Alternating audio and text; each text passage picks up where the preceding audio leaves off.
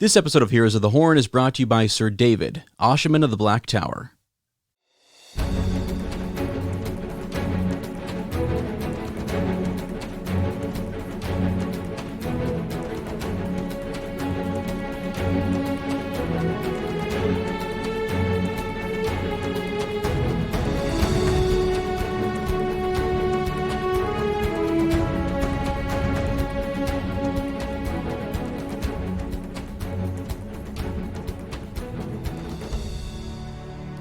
Welcome to Heroes of the Horn, a Wheel of Time podcast. I am Sir Matt.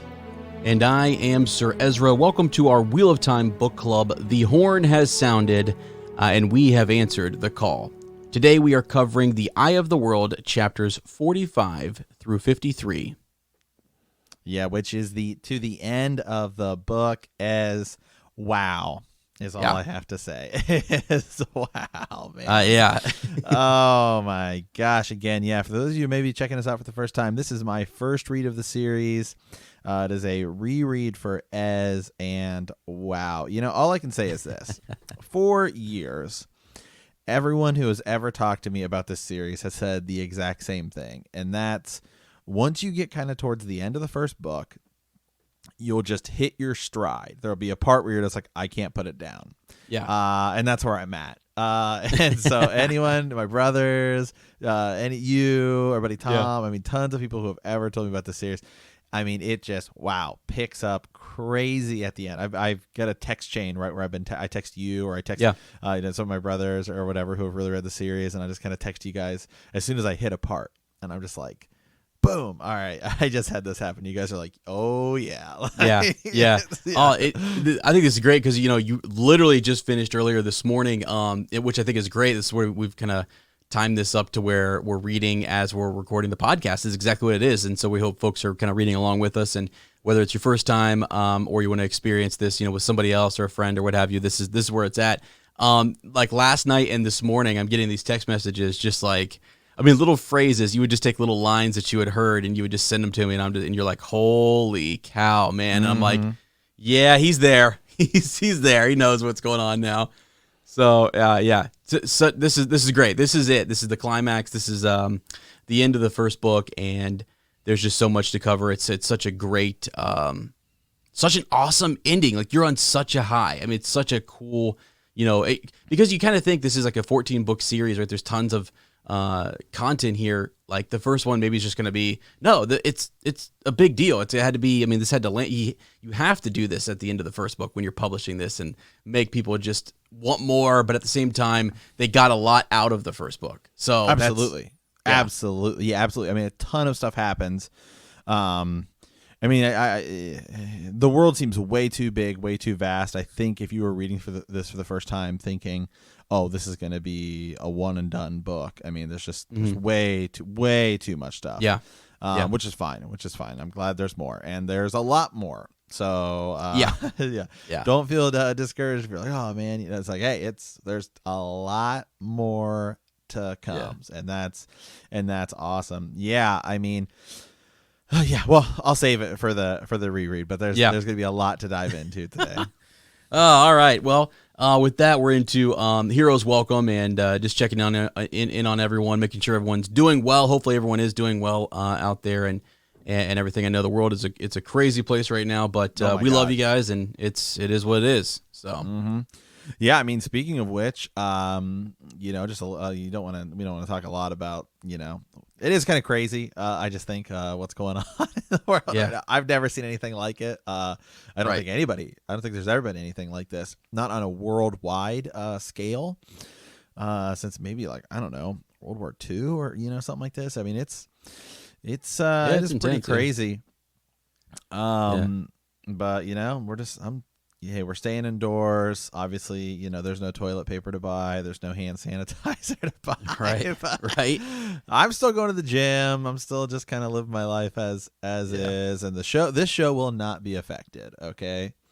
Yeah. I mean, this show won't be, but I mean, the actual show, if we can jump into that a little bit, I mean, it is affected. And that's sort of the crazy thing. You know, the show is either postponed or put on like hiatus, I guess, right now. Just as they were filming and working on it. And there was a couple, I think, leaked photos just of like the set and some of our actors out there.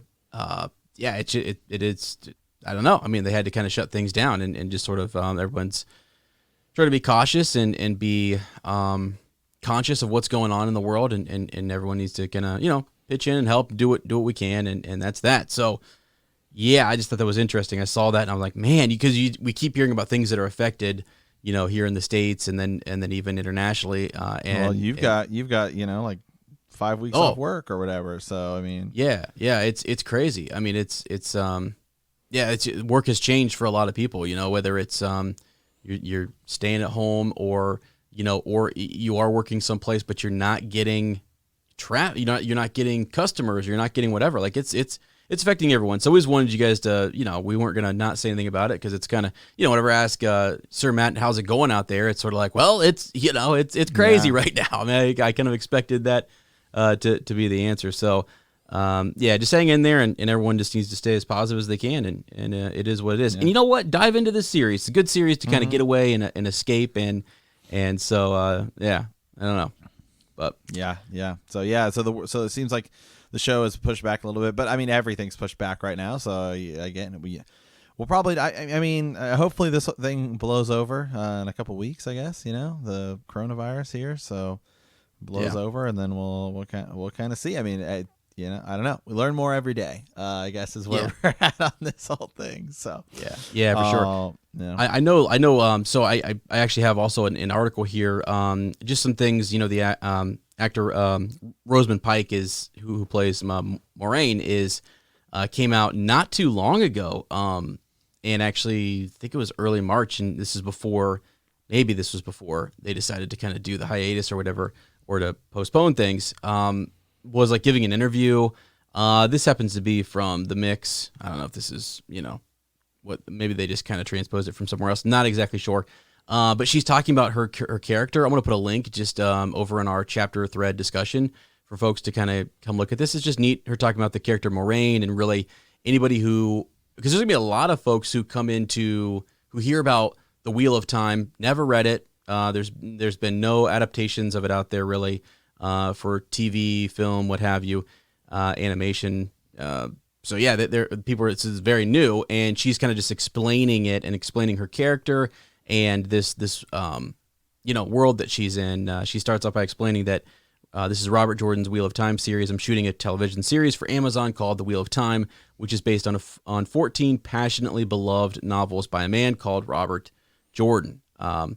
And then, she goes into saying that it's a fantasy world grounded very much in reality.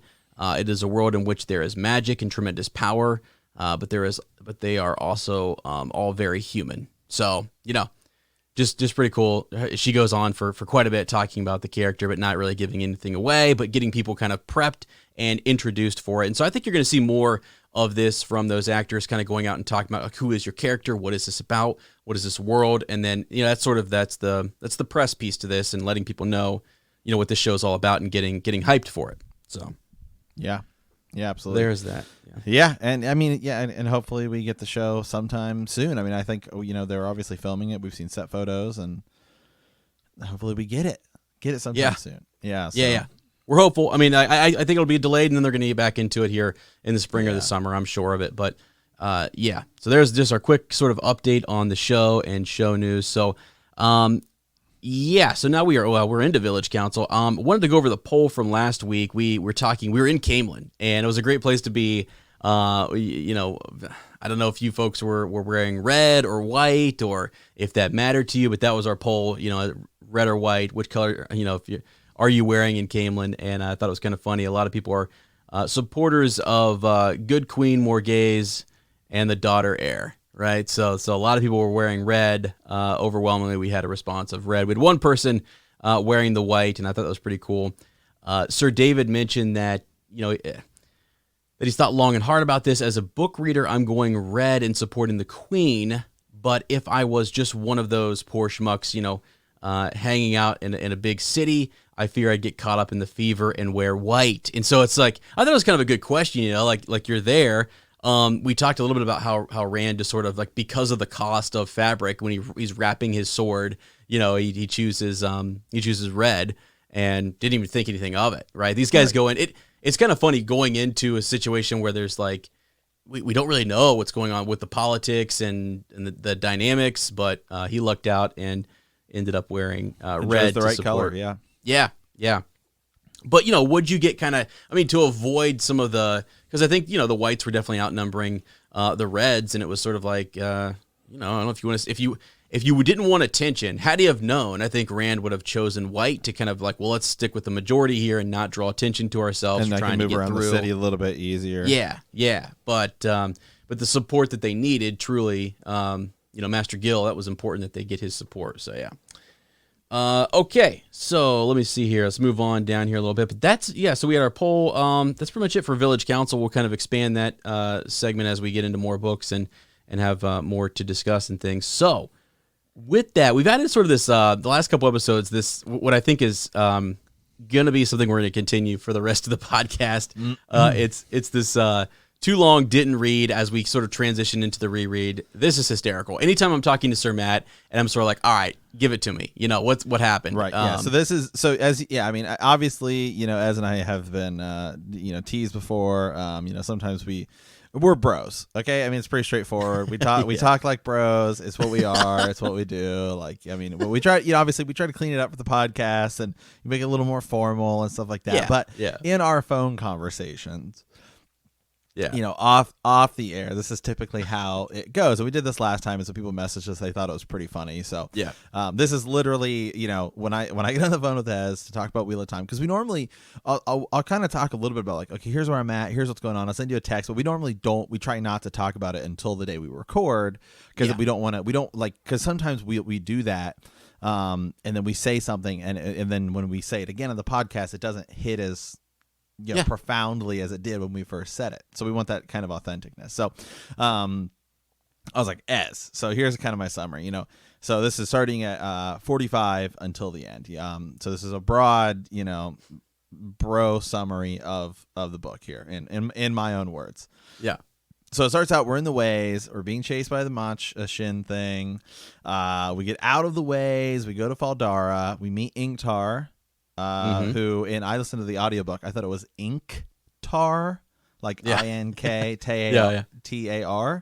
It is Ingtar, Ingtar. Ez has told me this guy's a big deal, so stay tuned. Pay attention. Yeah, it happens a lot when I'm texting my brothers or Ez. It's always, all right, we just met this guy. Like, oh, he's a big deal later. I'm like, oh, okay, right. Yeah. Although they say that literally about every single character. So, Rand and Egwene are talking about how they didn't kiss people. I just danced with them, Rand. I didn't, it didn't mean anything. But then Rand remembers that Min said they weren't meant for each other. Nynaeve and Lan have a little bit of a conversation where they're telling everybody they got the feels for each other. Then the Dark One stirs. Then Moraine says, it literally, there's a Moraine line in this passage that will get you, that I literally stopped and I was like, oh my God, that is the most badass thing I think I've heard so far in the series. Matt's like, it looks like these trees want to grab us, right? Like these trees want to grab us. And then Moraine says they do, but they don't want any part of me. And so Matt kind of laughs a little bit nervously, like, oh yeah. And Rand's like, I don't think it was a joke. Then they get chased by a worm. They arrive at the Eye of the World. Then this is where we meet the Greenman who appears when he is needed. Then we run into Agonar, who is no longer bound to Shai-Al Ghul. Thanks to Matt. I could go in there with that dagger. And then Rand uses the fucking power. Yeah. And he says, I'm not running anymore. Pretty much the end. Is how it ends. And there's another huge thing that ties into our podcast that, again, this is my first read. Ez chose the name. I didn't even know what it meant. So now I kind of do. So that's pretty cool. So my gosh. Yeah. So, all right. Well, guys, we're just going to dive in here. So I'm going to read the chapter summaries. And then again, before we were kind of doing like world building, hyper focus point, stuff like that, but I think this time the first couple chapters, we're gonna kind of there's some stuff we want to talk about in those, but then obviously this is the end of the book, so it's really gonna be those last couple chapters that we're gonna dive into here. So chapter 46, the group. Chapter 45, right? That's the first chapter of today's reading. They escape the ways just ahead of the Machin. 46, the group go to Faldara and learn Padan Fain has been following them. 47, we hear Lan's story and that Padan Fain is a dark friend. 48, they head into the Blight. Lan and Naive declare their love, but Lan says it can never be. 49, they find the Greenman. 50, Balthamiel and Agonar appear. The Greenman kills Balthamiel, but is killed himself. 51, Agonar draws too much of the power and kills himself. Rand destroys the Trolloc army at Tarwin's Gap and faces Balsamon, who he defeats. 52, they find the Horn of Valir and other things inside the eye. Chapter 53, they return to Faldara. Yeah. A lot to discuss today. Oh man. It'd be great. It is. So, last time when we left, they were in the ways, right? They had gone into the ways and they came to a bridge that was closed. Mm-hmm. So that's kind of where we start today. We're in the ways and we are being kind of chased by the Machin. I hope I'm pronouncing that right. Like Machin Shin. Yeah, Machin Shin. Yeah, Machin Shin. I'm with you sometimes.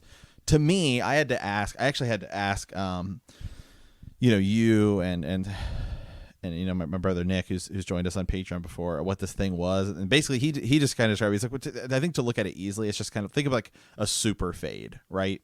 It's a fade that can travel inside the ways, right? Is that kind of close? Yeah, I mean, they call it the Black Wind. Yeah, it's a thing in the ways. It kind of like steals souls because you hear kind of like the screaming inside of all of that. Anyone who encounter it, they're unable to defend themselves. We're going to talk about what happens with Padan Fain though.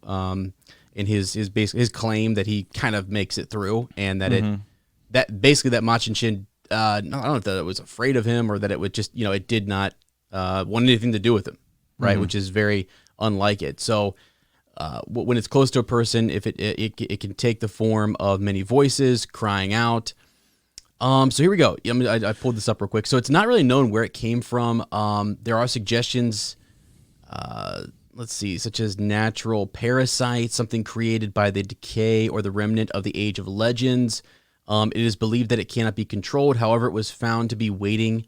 Oh, and this is later on. Yeah, but anyway, it's basically like they call it the Black Wind, and it's not really known. It was discussed earlier about how they created the ways and sort of the gift that male Aes Sedai during the time of Legends. Like they gave this to the Ogier, and it was something that the Ogier kind of like get to use, but they use the power to create it. So it's just a little bit of a mystery, right, actually. And then the ways themselves, I had to ask you for some kind of clarification because I was like, is it a wormhole? Is it a tunnel? Is it it's kind of a hybrid, really, is what it is, the way it works. It's in Star Wars we'd call it a hyperspace lane, right? Like it's still in space, but you can use it to travel longer distances, than you would normally be able to, I guess is kind of the thing. I asked one of my brother Jeremy, who was our Aiel Cleef Chan on Patreon, said, so are the ways like wormholes? He says, if wormholes are scary Halloween paths through an eternal night park. Okay. So I was like, awesome. Okay, there we go. I think that's a pretty good explanation there. So so mostly that is, that's 45, right?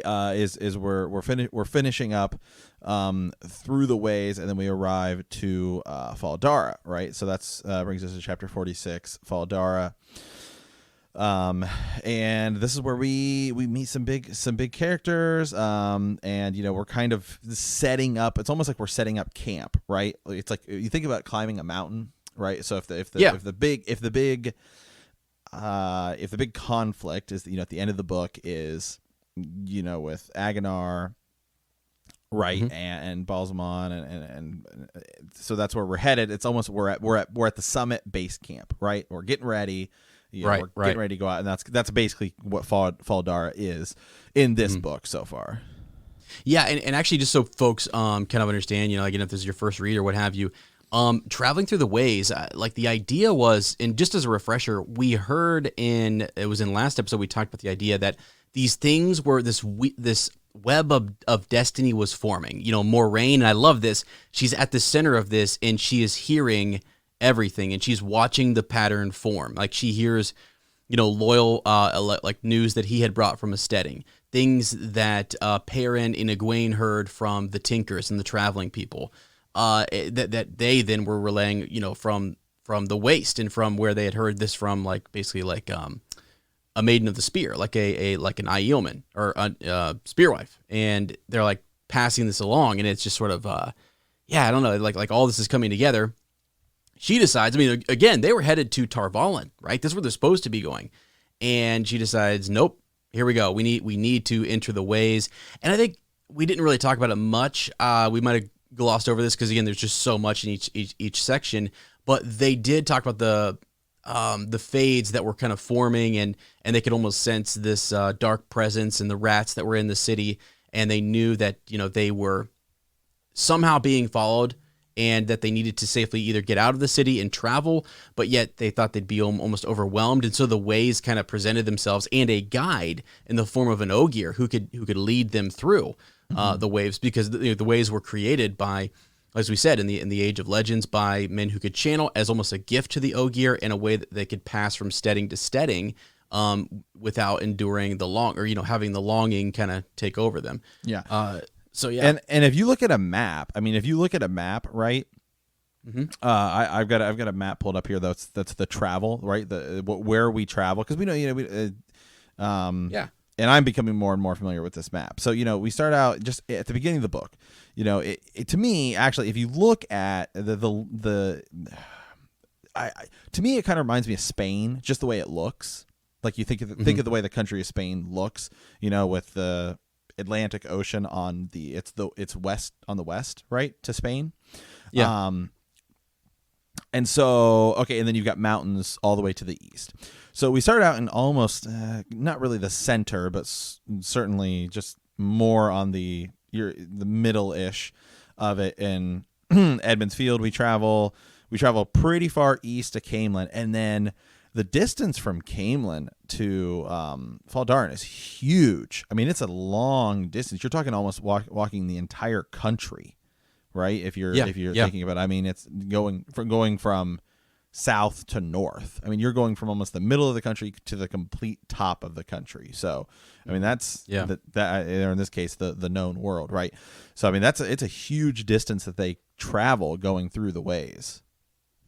Yeah, they shoot right past Tarvalon, and this is a way to kind of make up time, and so the reference to the Eye of the World is what Moraine hears, and she sort of knows where to go, or what direction to head, or the region that they need to be in. You would think they would go to Tarvalon, right, and seek out help from her order, but no, they don't. And also, it's also good God, yeah, they shoot all the way, essentially up to the north. If you're looking at a map, like the northeastern part of this, and you go into Shinar, they're up there near Tarwin's Gap and that whole thing. So, which we're going to talk about here in a bit. But yeah, that's where they go, and as you say, it's sort of a base camp. It's this landing ground where we're going to launch from, and that's where some of our discussion in that chapter happens, which is sort of like, who wants to continue. Going into the ways was scary enough. You don't have to go.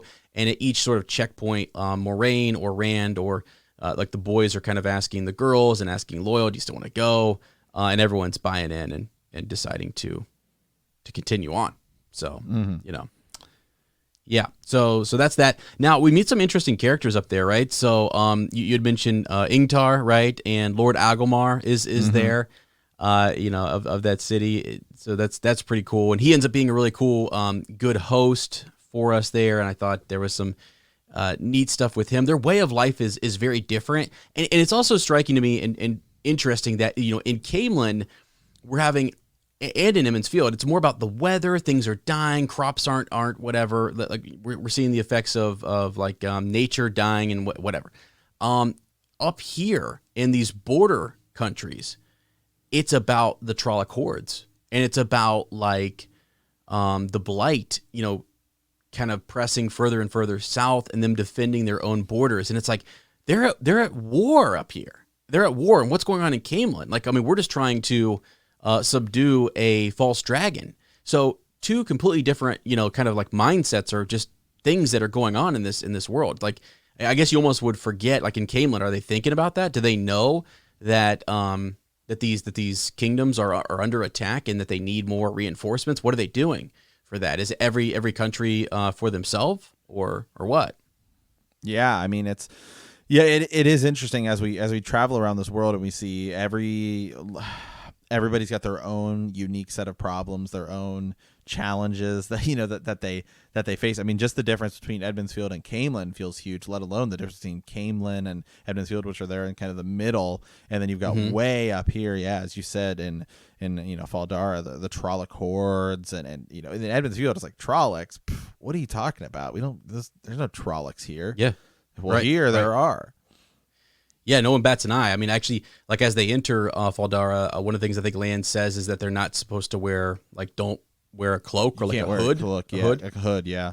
Yeah, and it's just sort of like because Fades try to enter the city, and that's a way in which they do that. And we actually did have a reference to that earlier on in this book, and just like when you're in a city, like that's how they get around. Like they can you know, almost dance from shadow to shadow, and yeah, they've got their hood up. So very, very much something that they're dealing with in Shinar, and yeah. Another neat thing, what did you think about this? So like when Lan is walking in, they start talking about the golden crane, and I had, like, for our buddy Tom, I felt like I had to mention this part and give it some time. And there's a whole chapter devoted to Lan's backstory, and our buddy Tom, again, he, like, this is his favorite, like Lan is his favorite character. He loves Lan so much.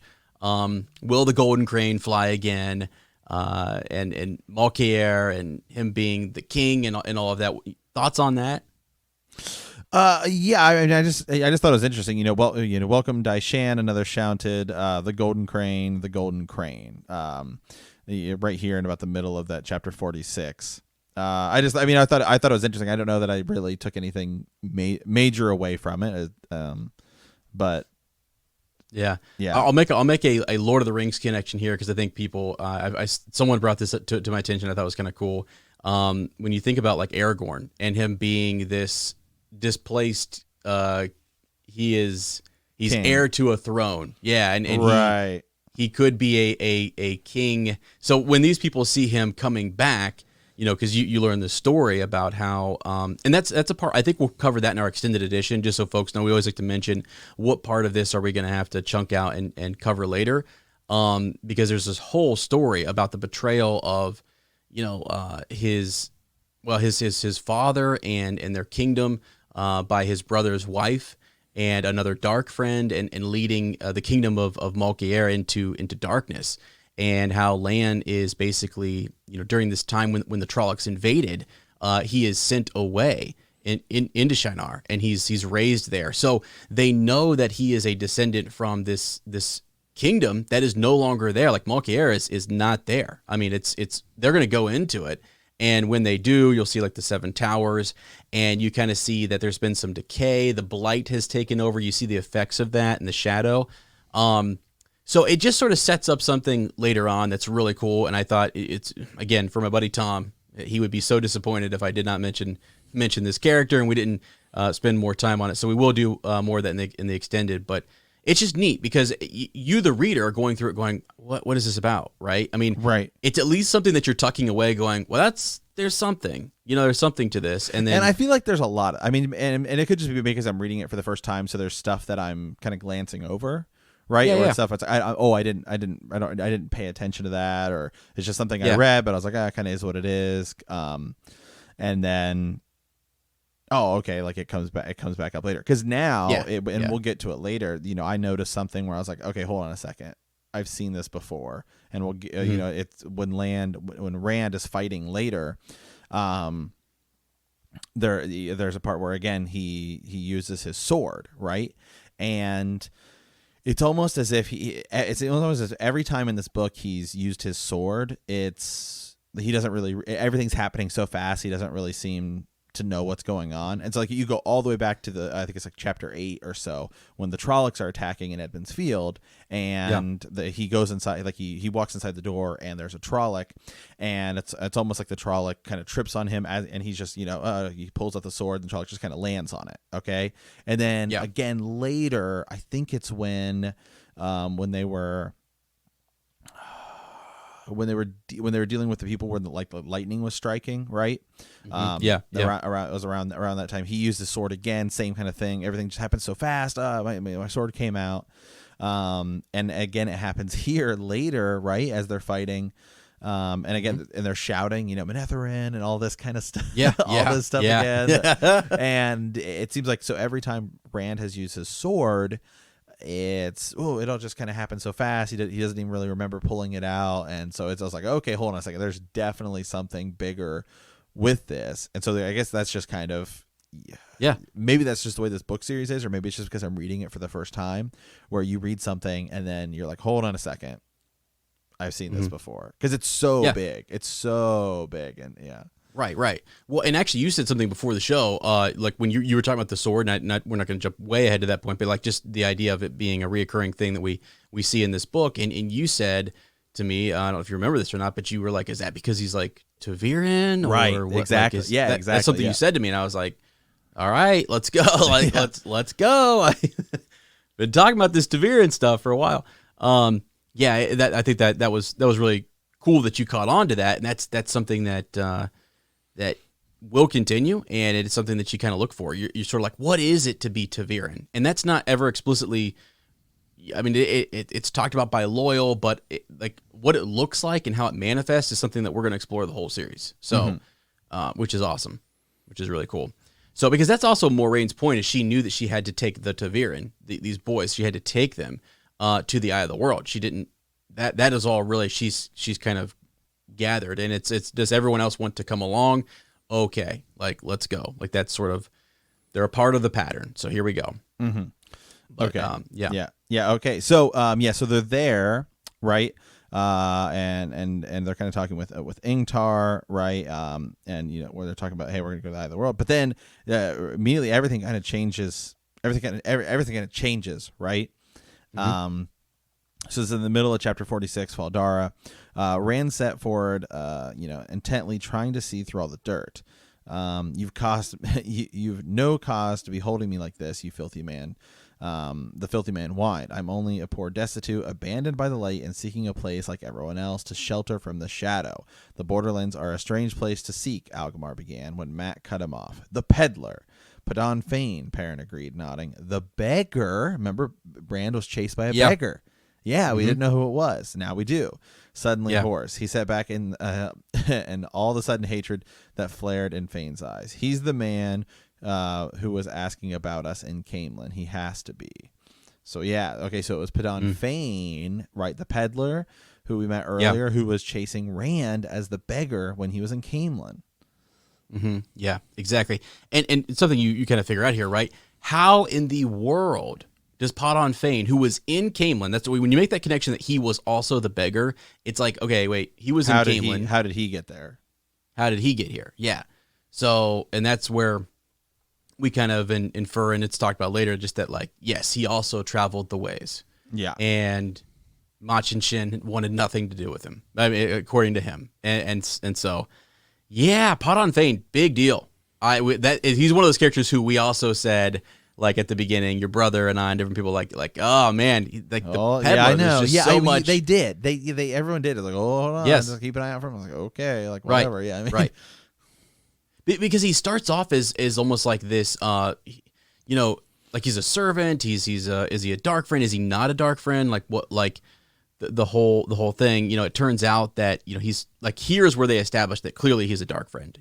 Before, when they saw him in Baerlon, they wanted to like, hey, come on, you can go talk to Moiraine Sedai. We can help you out. Like if they treated you bad back in Emond's Field or whatever. It's like they didn't quite know. And then again, it's just like, how is he tracking them? How does he know they took the ways? Like all this different stuff. Like that's also kind of foreshadowing to a couple of chapters later here, where you're going to find out that like, yeah, there's something about this band and the people who are traveling in it, and maybe the objects that they have, that are allowing them to be tracked and traced. So, yeah, because we'll get to that here in a little bit as well. Yeah, so I do have just some of the stuff here. This is where Fane was tracking them. So yeah.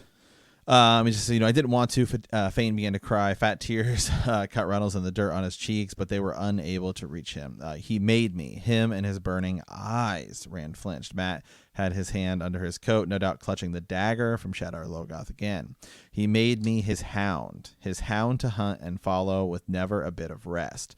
Only his hound, even after he threw me away. It almost he reminds me of. Once we hit this part, he kind of reminds me of Gollum, Smeagol.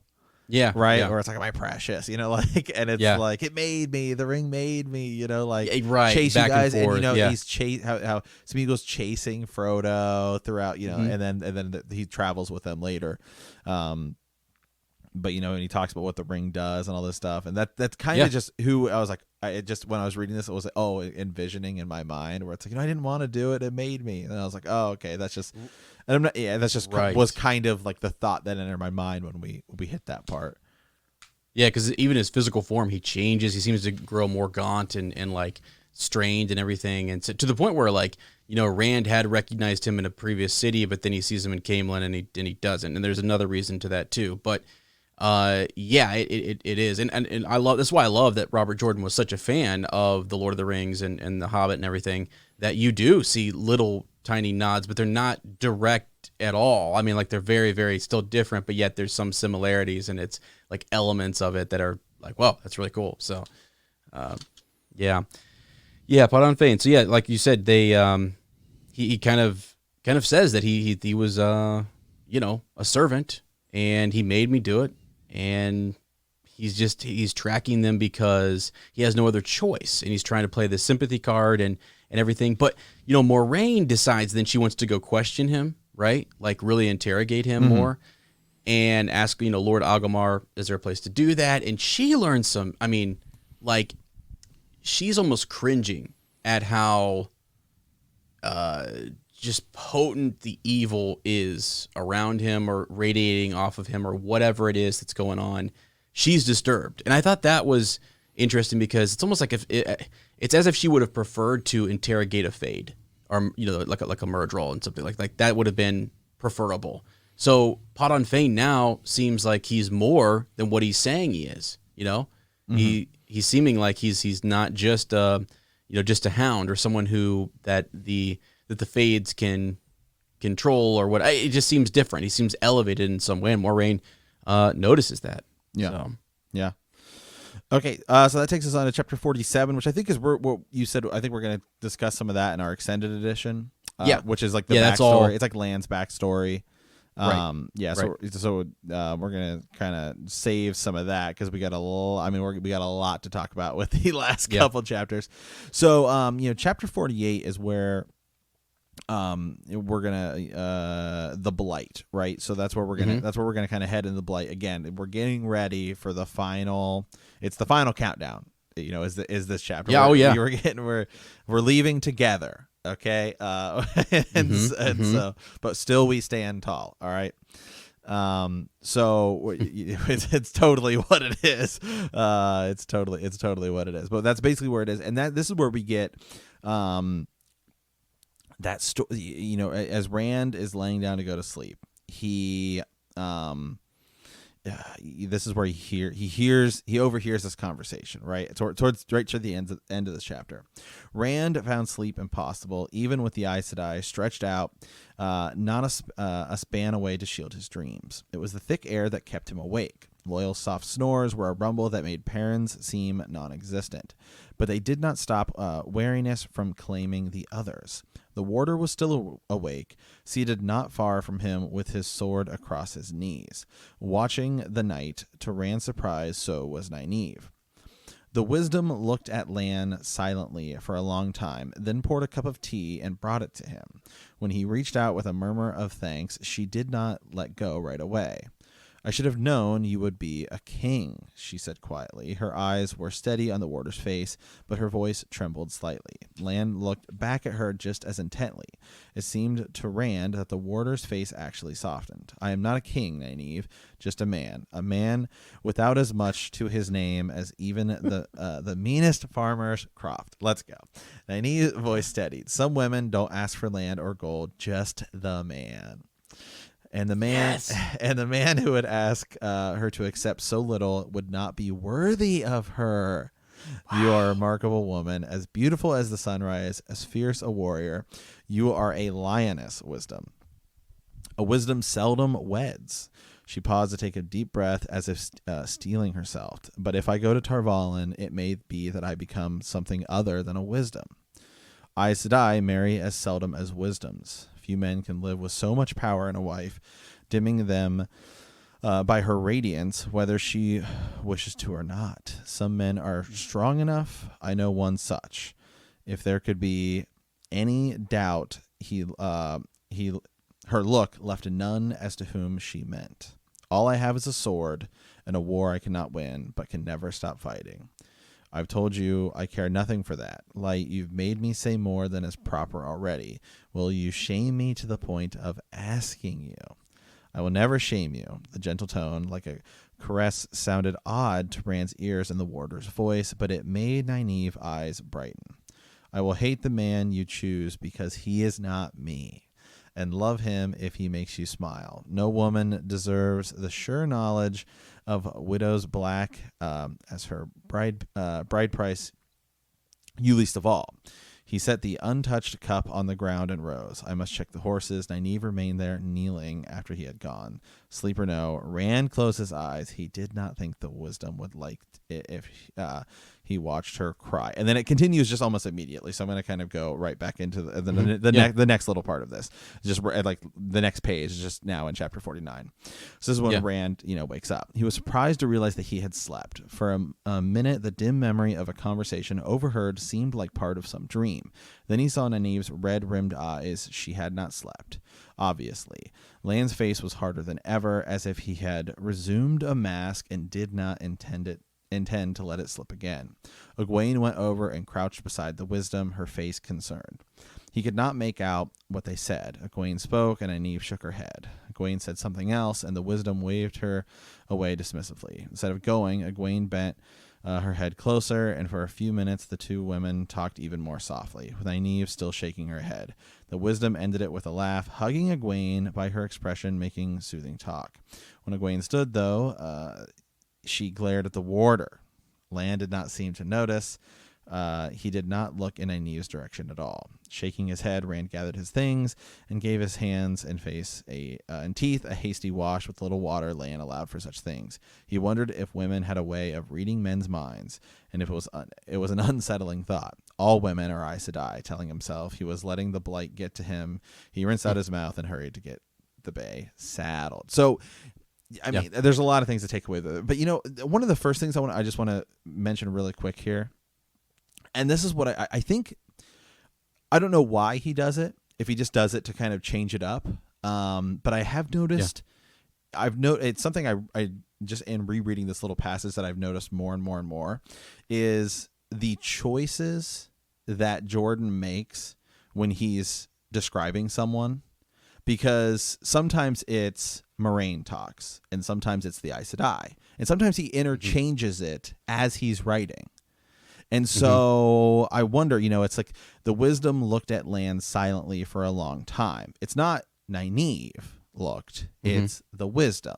And then he goes back and forth. And sometimes he says Lan, and sometimes he says the warder.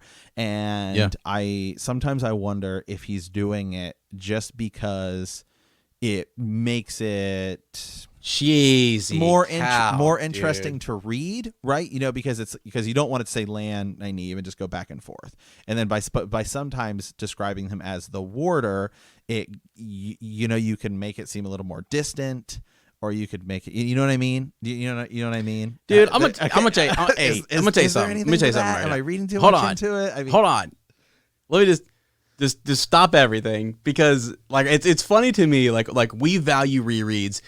I value this initial read and hearing what you're saying. And it's sort of like, I know people have sent me messages on Patreon and on Twitter and different places saying like they absolutely love this perspective and seeing someone coming through it the first time, and then also me reacting to it, and like I think and here's why. Because I just got something out of that. Like, I just made so many connections to a style, a way in which Robert Jordan is writing. You're very right. You're extreme. Like, this is actually a really good thing to notice, and I had never noticed it before, never caught it, didn't really give it much thought. But yes, so let's just think about the part, and I don't think it's spoiler at all. It's the idea that she once was a wisdom, and is now being told that you're going to go to Tar Valon, that you're a part of the pattern. And that her life will be changing, so it's like she's in this in between where she's going back and forth between like, is she a wisdom? And at the end of the story, we kind of like, she still plans on going back, but she's also torn in like, my path is forward. And there's this man that I love as well. And let's just get there. I mean, later on when they're attacked, the warder hesitates between his duty as a warder and his love for Nynaeve. So like it may seem like a small thing, but I think that I haven't really looked at it much, but just the fact that you said that and you're pointing it out makes me want to go back and look and say, does he do that? Is he trying to show that character is struggling between being a wisdom and being Nynaeve, and being a warder and being Lan, and then also being torn, is he the Golden Crane? Is he who are these people supposed to be, and where are they going to land at the end of the series? Like, it seems that there are many. Well, just this line right here, right? Her eyes were steady on the warder's face, but her voice trembled silently. Lan looked back at her just as intently, and so it's just interesting because you go from the wisdom looked at Lan silently for a long time, then her eyes on it, then it's Lan looks back, and then it's the warder now, and so and he does it a lot. I mean, he does it with people that also have two different, like, he does it with Moraine a lot, the Aes Sedai looked, or this. And so with the Aes Sedai, when sometimes he does it with Moraine, I'd have to go back and find specific things. When she's talking to the boys, right, it's it's sometimes it's Moraine, sometimes it's the Aes Sedai, and it's like I think it's sometimes when it's their perception. It is their perception. And I think sometimes it's when we do it in everyday life too, when you look like somebody that's in a seat of authority or something like that, and then you see them, kind of differently, right? I mean, it's like, you're a teacher, as like, okay, well, sometimes it's like, okay, well, I'm looking at like you're like a coworker you have, sometimes I'm looking at this other teacher, and then sometimes, if you're talking to them outside of school, well, it's just, Bob or whatever. And so, this is different. It's different because you're wearing a different hat, you're filling a different role, you're, in two different contexts. Yeah, exactly. Well, even like as a teacher, am I Mr. Kirk or my Coach exactly. Kirk? Which one am I? Exactly. Yeah. So that is a neat observation, and I'm really glad you pointed that out. I think it's epic, and that whole section is something that is huge. People love this. I mean, they love this bit between Nynaeve and Lan. It is huge, and there's so many. There's just so many things here, and like it's something we're going to come back to. Right. Like he's not a king. He's just a man. And it's like, what? I mean, but by being a man, he's more than the king. It's just, it's so much. Right. Look at the beginning of this, right? It when it starts, it said, right where their conversation starts, the wisdom looked at Lan silently for a long time, and the ends with Nynaeve remained there kneeling. So it's almost like in this thing, she went from being, the wisdom, and now it's almost like she's knocked not like knocked back. Yeah, she was vulnerable. She's vulnerable. Yeah. Now it's Nynaeve, just Nynaeve left. That's kind of. I think it's when I was just kind of reading this and looking at that, I was like, man, that's just like great, and again, great writing. I mean, just great writing. Yeah. Yes, yeah, and you could say like, I think it's, whether it's just him throughout the series, like if you look at the book as a whole, it's like, yeah, you don't always want to use the same title until you mix up and stuff. But like in this moment when you hyper focus on it, it's like you choose to introduce her as the wisdom talk there, and then move into Nynaeve and start using that to identify the speaker. And he does it a lot. And I think I think part of it could just be something we should pay attention to. Yeah, part of it's more dynamic writing, but also is there. I mean, there's a reason he chose to write it that way. Yeah, I love that. That's great. Whoa, that's big time. I mean, I'm excited. Here's one thing, just before we move on to the next section, I'm excited to see in the show like this play out, because I know, in the series where this goes and everything, and it's huge. People love these two characters for this reason. You see it in the first book, and they're just drawn together, but yet that both of them are like bound to different, like she's supposed to go be an Aes Sedai. Do they marry? Do they not? What's the whole deal with that? Then you've got this warder bond. What does that mean that she's bonded to Moiraine, or that he's bonded to Moiraine? Like, what's going on there? So yeah, it's super crazy. It's almost like those people who like, they love each other, but because of their duties, right, they cannot be together and stuff. So it's also funny because it's also, earlier when Nynaeve, Lan, and Moiraine were running together, and we gotta go find the kids, right? Shit's always Tarval and this, Tarval and that. She's all upset with Moiraine, and then she's like just like scoffs at at Lan, like whatever. It's almost like okay, right, okay. Now I see where this was all headed. Kind of. That's great. So, okay, so read a little bit about that. So now we're in the Blight, right, and we're headed towards the Greenman and all this stuff. Yep. And this is where we're going through the forest, and so this is where I saw this line that's so epic I had to stop and talk to everyone. So, as the mountains drew closer, so did the True Blight. Where a leaf had been spotted black and modded yellow before, new foliage fell wetly while he watched, breaking apart from the weight of its own corruption. The trees themselves were tortured, crippled things, twisted branches clawing up at the sky as if begging mercy from some power that refused to hear. So just kind of describing, the Blight. It's not really a good place to kind of be. Ooze slid from pus from bark, cracked and split. As if nothing truly solid was left of them, the trees seemed to tremble from the passage of the horses over the ground. Looks as if they want to grab us, Matt, said nervously. Nynaeve gave him an exasperated, scornful look, and he added fiercely, well, they do look it, and some of them do want it, the Aes Sedai said. Her eyes over her shoulder were harder than Lan's for an instant, but they want no part of what I am, and my presence protects you. Matt laughed uneasily as if he thought it a joke on her part. Rand was not so sure. This is when I was literally reading this, and I just stopped, and I was just like, "Dean." I had to text everybody. I was like, "Oh my god!" I was like, "Moiraine is a boss," and so I was like, I texted everybody. I was like, "Oh, you guys, so good." Literally every, again, I text you and my brothers and stuff like that, and you guys all said the exact same thing. They're like, "Yeah, pretty much." Yeah, like Moiraine said, I just a boss in that. Well, it's really cool. Like the strat, like the style, the technique there is like everyone else seems kind of afraid and seems whatever. She's very calm and cool and collected. And even when Nynaeve is like, yelling and raging, she stays calm. And it's something that Rosamund Pike actually mentioned, like her character must remain calm and like almost regal throughout this first season that they're shooting in this first book. And then it's like, then you have this moment though, and it's so, to see that fire in her eyes and to see her kind of like light up as in like, I can handle this, like to have that. She's always been confident, but like it's like another level, and it's very different from what we've seen.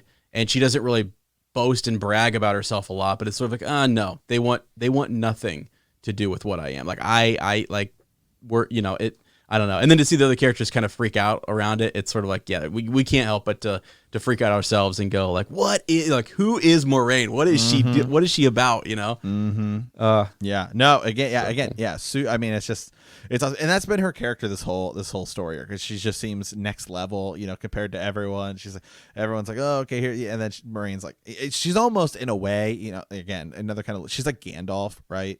You think about the Fellowship. It's like, okay, well, we got Gandalf here, guys. It's no big deal, right? I mean, none of this stuff, right? None of this stuff we really have to worry about. Okay, then they're attacked, right? So they are attacked, and this is where that thing comes again. Rand's sword was in his hand, and he did not remember unsheathing it. He struck out again and again, the heron-marked blades slicing through corrupted limbs. Hungry branches jerked back, severed with stumps. He almost thought it when he heard them scream. But always more came, wriggling like snakes, attempting to snare his arms, his waist, his neck. Teeth barred in a snarl. He sought the void and found it in stony, stubborn soil of the two rivers. Manetherin, he screamed back. So there we go. We go back to that, Manetherin, where they were, when they were after we left. Oh God, not Tarvalin or Caemlyn. Where the town? Faldara? No, not Faldara. The town we were at. Remember, they were it's when when Barillon. Barillon, yeah, right. Remember he leaves, he's on Bella, then Bella starts to run faster. Again, they have out their swords and everything, and then they're like, I was shouting stuff, I don't remember it, right? Same type of thing here. And Matt shouts the same thing, right? Karai El Kaldazar, Kraya Elisande. So all that stuff is basically, it just happens again, right? It's awesome. Totally the same thing. Totally happens again, right? Perrin also stood in his stirrups, silent and grim. He had taken the lead. His axe hewed a path through the forest. His golden eyes shining now. So we've got all that stuff going on. So it is just crazy to see like where we started, where we're at now, and like it's awesome. It's awesome. So so again, they're being attacked. Fireballs streaked from Moraine's hands. And where they struck, a writhing tree became a torch. A tooth-shaped shrieked and beat with human hands, rent its own flaming flesh with fierce claws until it died. And so, this is when we're running, right, and then we run into the Greenman. Yeah. We're trying to get away. I mean, Moraine's sort of saying like she's, by using the power too here, she's exposed them as well, and so their need, by the way, to find him increases.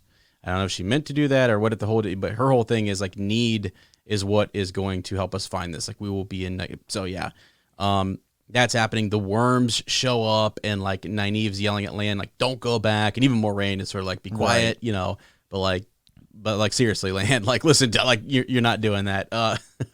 So, and it's because Lan wants to take one out on his own, and she says, no, that's not a good idea, right? I mean, yeah. So yeah, and you're right. Then they run into the Greenman, and it's awesome.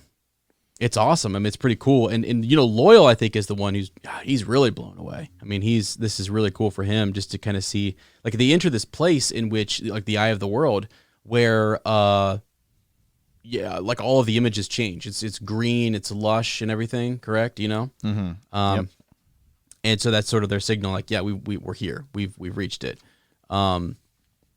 Egwene whispering, she sees, she just says the Greenman, right?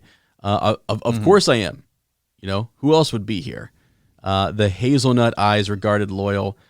It is good to see you, little brother. In the past, many of you came to visit me, but few of recent days. So he's talking about the Ogier and how they used to come visit, and just that it was good to see him. That they used to come visit him, and I thought that was pretty cool.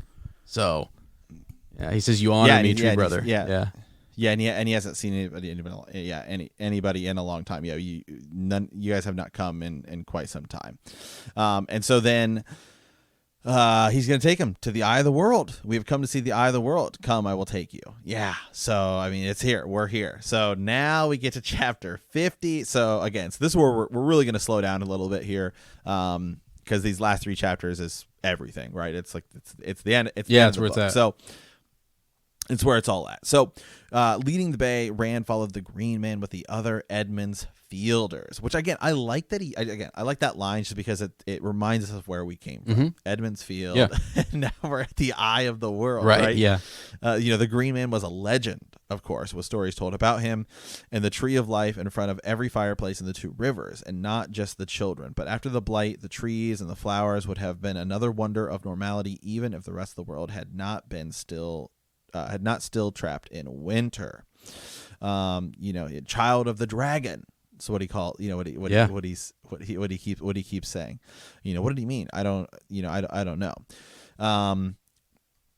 So as we get there, we're coming up on the eye of the world, and it's a pool, right? Ez? I mean, it's this pool which is the source of saidin, the male half of the one power. Yes. Yeah. Yeah, man. This is sort of something that the Greenman is he's there to kind of protect, right? He's this and to describe him, he's this like man-shaped figure. He's the last of his kind, which is interesting. So he's not human himself. He's I think they call him a Nim. And so yeah, like you can kind of, he actually someone made a connection. Sir David on our Patreon made a connection to him and like the Ents, and Treebeard over in Lord of the Rings. Again, we're making all kinds of Lord of the Rings connections here, which is pretty cool. But yeah, his clothes seem to be made of like plants. He's half again as tall as an Ogier. So, which is interesting. Another weird thing here, like there's some sort of people kind of talk about how like he misremembers things or time is sort of confused for him or whatever, and you note that there's like a scar across like his head from maybe like an old wound or something. And you can imagine that he's the last of his kind, so they've endured some type of hardship. But he is set to guard the eye of the world, and it is this reservoir of what they're calling like the essence of saidin. And it was made pure after the taint of the male half of the source. So I think it's in chapter 50. Yeah, we talk about like the Aes Sedai of like 100 Aes Sedai in the Age of Legends, who make it pure. And so the Greenman then must, he kind of watches over it. It's something that he protects. And so before, in earlier chapters, we had heard that the Dark One meant to use this, or that he meant to blind. We're going to use it to, like, it's going to be used either by us or by him or what have you. But that seems to be where it was a part of his plot and something that Moraine wanted to foil. So, yeah. Okay, and so then leads us right here. The tree of life is not why we came, right? Moraine said firmly. She gestured to the arch. In there is. I will not go in with you, the Greenman says. I was set to guard it long ago, but it makes me uneasy to come too close. I feel myself being unmade. My end is linked with it somehow. I remember the making of it, some of the making. In the first days of the breaking the world, when the joy of victory over the Dark One turned bitter with the knowledge that all might yet be shattered by the weight of the shadow. 100 of them made it, men and women together. The greatest Aes Sedai works were always done so, joining saidin and saidar, and the true source is joined. They died, all to make it pure. Knowing the world was torn around them, knowing they would die, they charged me to guard it against the need to come. It was not what I was made for, but all was breaking apart, and they were alone, and I was all they had. It was not what I was made for, but I have kept the faith. I have kept faith until it was needed, and now it ends. You have kept faith better than most of us who gave you the charge, the Aes Sedai said. Perhaps it will not come as badly as you fear. Yeah. And so, I mean, this is it, man. We're here, right? Yep. There, Moraine said at last, pointing ahead, and the corridor opened to a vast doomed space, the rough living rock of its ceiling dotted with clumps of glowing crystals. Below it, a pool took up the entire cavern, except for the walkway around, perhaps 5 paces wide, in the oval shape of an eye. The pool was lined about its rim with a low, flat edging of crystals that glowed with a duller yet fiercer light than those above. Its surface was as smooth as glass and as clear as the wine spring water. Rand felt as if his eyes could penetrate it forever, but he could not see any bottom to it. The eye of the world, Moraine said, as he looked around in wonder and realized that the long years since making 3,000 of them, so it's been here for 3,000 years, had worked their way while no one came. Not all the crystals in the dome glowed with the same intensity. Some were stronger, some weaker, some flickered, and others were faceted lumps to sparkle in the captured light. Had all shown, the dome would have been as bright as noonday, but they made it only late afternoon. But what was it? Matt asked. This doesn't look like any water I ever saw. He kicked a lump of darkstone the size of his fist over the edge, and then the rock goes and it sinks and it swells and it glows larger than ever. What is it? He demanded, and shocked at the hoarse harshness of his own voice. It might be called the essence of Saidin, the essence of the male half of the true source, the pure essence of the power wielded by men before the time of madness, the power to mend the seal on the Dark One's prison or break it open completely. Wow. Yeah. I mean, this is what I texted you, and I was like, it is getting real serious. It is getting real. Like, it's getting real. Like, this is a dangerous substance we are near. Like, there's something going on here. Why? Yeah. And so Rand's throat. Oh, okay, good. Well, I just want to point out one thing. I think it's interesting because you often ask, and we'll probably cover this a little bit, maybe at the start of the extended edition, but like you often ask me like about timelines. We think back to the histories a little bit. And it's sort of like this was, so let me see if I can find it. I might have just lost it, but like the essence of the male half of the true source, the pure essence of the power wielded by men before the time of madness. Let me see here. Where did it say that it was mended? That it took 100 of them, right? Let me go back to that because I just want to make sure I get exactly, because the idea is that it was mended. It seemed to me that like it was. So the source had been tainted, and that this was 100 of them, men and women, and the men who. Yeah, I do remember that. I don't think I have that particular line highlighted, but I do remember that where they said men and women together. Oh, here we go. Yeah, I got it. So 100 of them made it, men and women together, the greatest of the Aes Sedai. Worked. Works were always done that way. Saidin, Saidar. They all died.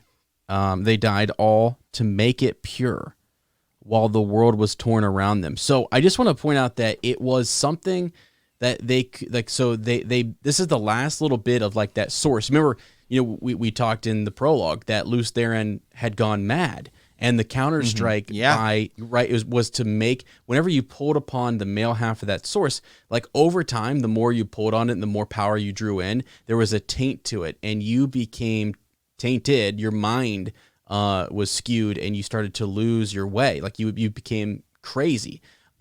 So after that, it seems to me like 100 of these Aes Sedai got together and they purified it, and they kept this pool set here. And as you said, it's either to mend the patch or the bore or whatever, to help to continue to seal the Dark One away, or to break him, open, to break him out of his prison. So it's like they made this, they gave their lives for it, and then the Greenman was there to protect it until when and for what, so when he is needed. Yeah, and it's actually the mending of it is a big deal. So like that's just all I want to say. All right, moving on. Okay, so so Rand's throat rasped as if he had been screaming, which is interesting. As all this is going on. Why did you bring us here? Because you are Ta'Veren. The Aes Sedai's face was unreadable. Her eyes shimmered and seemed to pull at him. Because the Dark One's power will strike here, and because it must be confined and stop, or the shadow will cover the world. There is no need greater than this.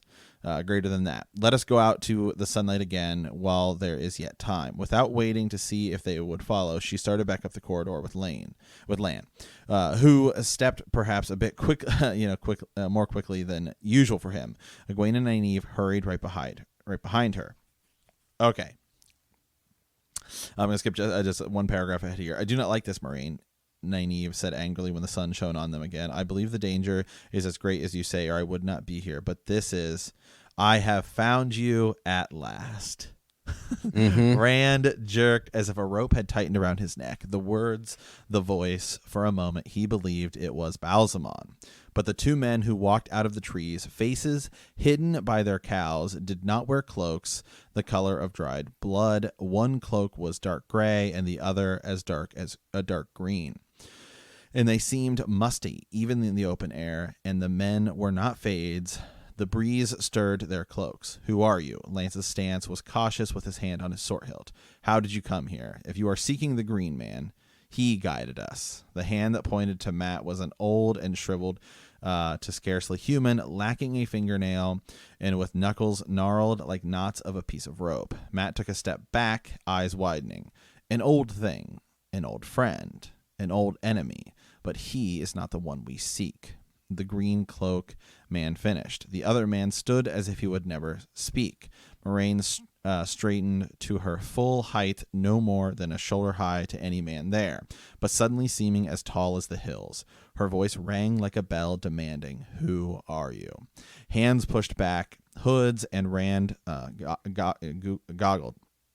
The old man was older than old. He made Sen Bui look like a child in the bloom of health. The skin of his face was like crazed parchment drawn tight over a skull, then pulled tighter still. Wispy tufts of brittle hair stood at odd places on his scalp. His ears were withered, bits like scraps of ancient leather. His eyes sunken, peering out of his head as if from the end of tunnels. Yet the other was worse. A tight black leather carapace covered the one's head and face completely, but the front of it was worked into a perfect face, a young man's face, laughing wildly, laughing insanely, frozen forever. I am called Agonar, the old one said, and he is Balthamiel. He no longer speaks with his tongue. The wheel grinds exceedingly fine over 3,000 years imprisoned. His sunken eyes slid into the arch. Balthamiel leaned forward, his mask's eyes on the white stone opening as if he wanted to go straight in. So long without, Agonar said softly, so long. The light protect, Loyal began, his voice shaking and cut off abruptly when Agonar looked at him. The Forsaken, Matt said hoarsely, are bound in Shay Out Ghul. Were bound. Agonar smiled. Shit. Some of us. I know what I literally stopped. Can't stop. Texted everybody. I was like, oh no. Some of us are no longer bound. The seals weaken, Aes Sedai. Like Ishmael, we walk around the world again, and soon the rest of us will come. I was too close to this world in my captivity. I and Balthamiel too close to the grinding of the wheel, but soon the great Lord of the Dark will be free and give us new flesh, and the world will be ours once more. You will have no loose Theron kinslayer this time, no Lord of the Morning to save you. We know the one we seek now, and there is no more need for the rest of you. Wow. Yeah, dude, they are here, man. Like it is getting real. Yeah. Man. Yeah. I mean, this whole time we've been talking about them being bound. You know, I deny the Dark One. They're bound, right? They're imprisoned. The Forsaken are in there with the Dark One, right? And then they talk about the closeness being that they were closest to the boar. And that's, you almost imagine them like if you were thawing ice, you know, and like if they were frozen in this prison, that these were the ones that were closest to the edge, you know, and that these are the ones who, as the prison was thawed, they come forward, you know, but yeah, they're no longer bound in Sheol. Like here they are. So it's intense. And they're the most powerful. I mean, these are, again, people who, like, what the Aes Sedai now can do with the power versus what these guys could do back in the day is just nuts. It's totally different. So, Lan sword sprang from his scabbard too fast for Rand's eyes to follow. Yet the warder hesitated, eyes flickering to Moraine to Nynaeve. The two women stood well apart to put himself between either of them, and the Forsaken would put him further from the other. Only for a heartbeat the hesitation lasted, but as the warder's feet moved, Agonar raised his hand. It was a scornful gesture, a flipping of his gnarled fingers as if to shoo away a fly. The warder flew backwards through the air as though a huge fist had caught him. With a dull thud, Lan struck the stone arch, hanging there for an instant before dropping into a flaccid heap, his sword lying near his outstretched hand. "No," Nynaeve screamed. "Be still," Moraine commanded. But before anyone else could move, the Wisdom's knife had left her belt, and she was running towards the Forsaken, her small blade upraised. I mean, it is crazy, man. It's like, oh god, it is battle. Everything is going, just crazy fast. Right. Well, Well, it kind of reminds me of like Moraine is standing there, and it's almost like it's like when Obi-Wan and Anakin show up to face Count Dooku, and right. Obi-Wan's like, all right, we'll take them together, right? But these guys just go rushing in there. I'm taking him now. Right? Yeah. Which is crazy. Exactly. So, this is when the fight breaks out, right? The fight breaks out. Moraine is fighting. Moraine is fighting. Nynaeve is fighting. The Greenman, right? Mm-hmm. Steps in. This is my place, and you shall hurt no living thing here. Excuse me. Balthamil tossed Nynaeve aside like a rag, and like a crumpled rag she fell, eyes staring limp as if all of her bones had melted. Mm-hmm. One leather-clad hand lifted the Greenman, roared as smoke rose from the vines that wove him. The wind in the trees echoed his pain. Agonar turned back to Rand and the others as if the Greenman had been dealt with, but one's long stride and massive leafy arms wrapped themselves around Balthamil, raising him high, crushing him against a chest of thick creepers. Black leather mask laughing into hazelnut eyes dark with anger like serpents. Balthamil's arms writhed free, his glove hands grasping the Greenman's head as if though he would wrench it off. I mean, so they're going back. They're just going back and forth, right? And so they're continuing, fighting there. With a groan like a limb breaking under too great a weight, the Greenman crashed into the ground. Half his head was charred black. Tendrils of smoke still rose from him like gray creepers. Burned leaves fell from his arm as he painfully stretched out his blackened hand to gently cup an acorn. Mm-hmm. Yeah. So again, yeah. So their fight is going on, and basically ends. Yeah, Balthamo gets. I mean, he's like he gets. I mean, the Green Man, gives up his life essentially to beat him. I mean, he did and actually you can kind of see at one point Balthamo's like pushing away, trying to like get away, but the Green Man just like trying to hold him in place and consume him with like this vines and like growth and stuff like that. So it's sort of I mean, that's his final act. His final act there. The Green Man's head fell, but the seedlings reached for the sun. Straining roots shot out and thickened, delved beneath the ground and rose again, thickening more as they sank. And an oak that could have stood 500 years covered the spot where the Green Man had been, marking the tomb of a legend. Nynaeve lay on the gnarled roots, grown curved to her shape to make a bed for her to rest upon. The wind sighed through the oak's branches. It seemed to murmur farewell. And even Agonar seemed stunned. Then his head lifted, cavernous eyes burning with hate. Enough. It is past time for this. Yes, Forsaken, Moraine said. Past time. Her voice as cold as a deep winter ice. I mean, they're just going at each other. The Aes Sedai's hand rose and the ground fell away beneath Agonar's feet. Flame roared from the chasm, whipped to a frenzy by wind howling in from every direction, sucking a maelstrom of leaves into the fire. which seemed to solidify into a red-streaked yellow jelly of pure heat. In the middle of it, Agenor stood, his feet supported only by the air. The Forsaken looked startled, but then he smiled and took a step forward. It was a slow step, as if the fire tried to root him to the spot, but he took it and another. "Run," Moraine commanded. "All of you run." Again, totally just comes back in my mind. Mm-hmm. "Fly, you fools." Yeah. Oh, yeah. I mean, totally. No, ball. Thing. Yeah, just, this is totally the same thing, right? And then this is what I thought was crazy. Moraine yells that. Rand was aware of the others moving, Mat and Perrin dashing away at the edge of his vision, Loyal's long legs carrying him into the trees, but all he could really see was Egwene. She stood there, rigid, face pale and eyes closed. It was not fear that held her, he realized. She was trying to throw her puny, untrained wielding of the power against the Forsaken. Roughly, he grabbed her arm and pulled her around to face him. "Run," he shouted, but her eyes opened, staring at him, angry with him for interfering. Mm-hmm. Liquid with hate for Agenor and the fear of the Forsaken. "Run," he said, pushing her towards the trees. "Run." Excuse me. But Agenor's withered face turned toward him, toward the running Egwene behind him as the Forsaken walked through the flames, as if what the eye said I was doing did not concern him.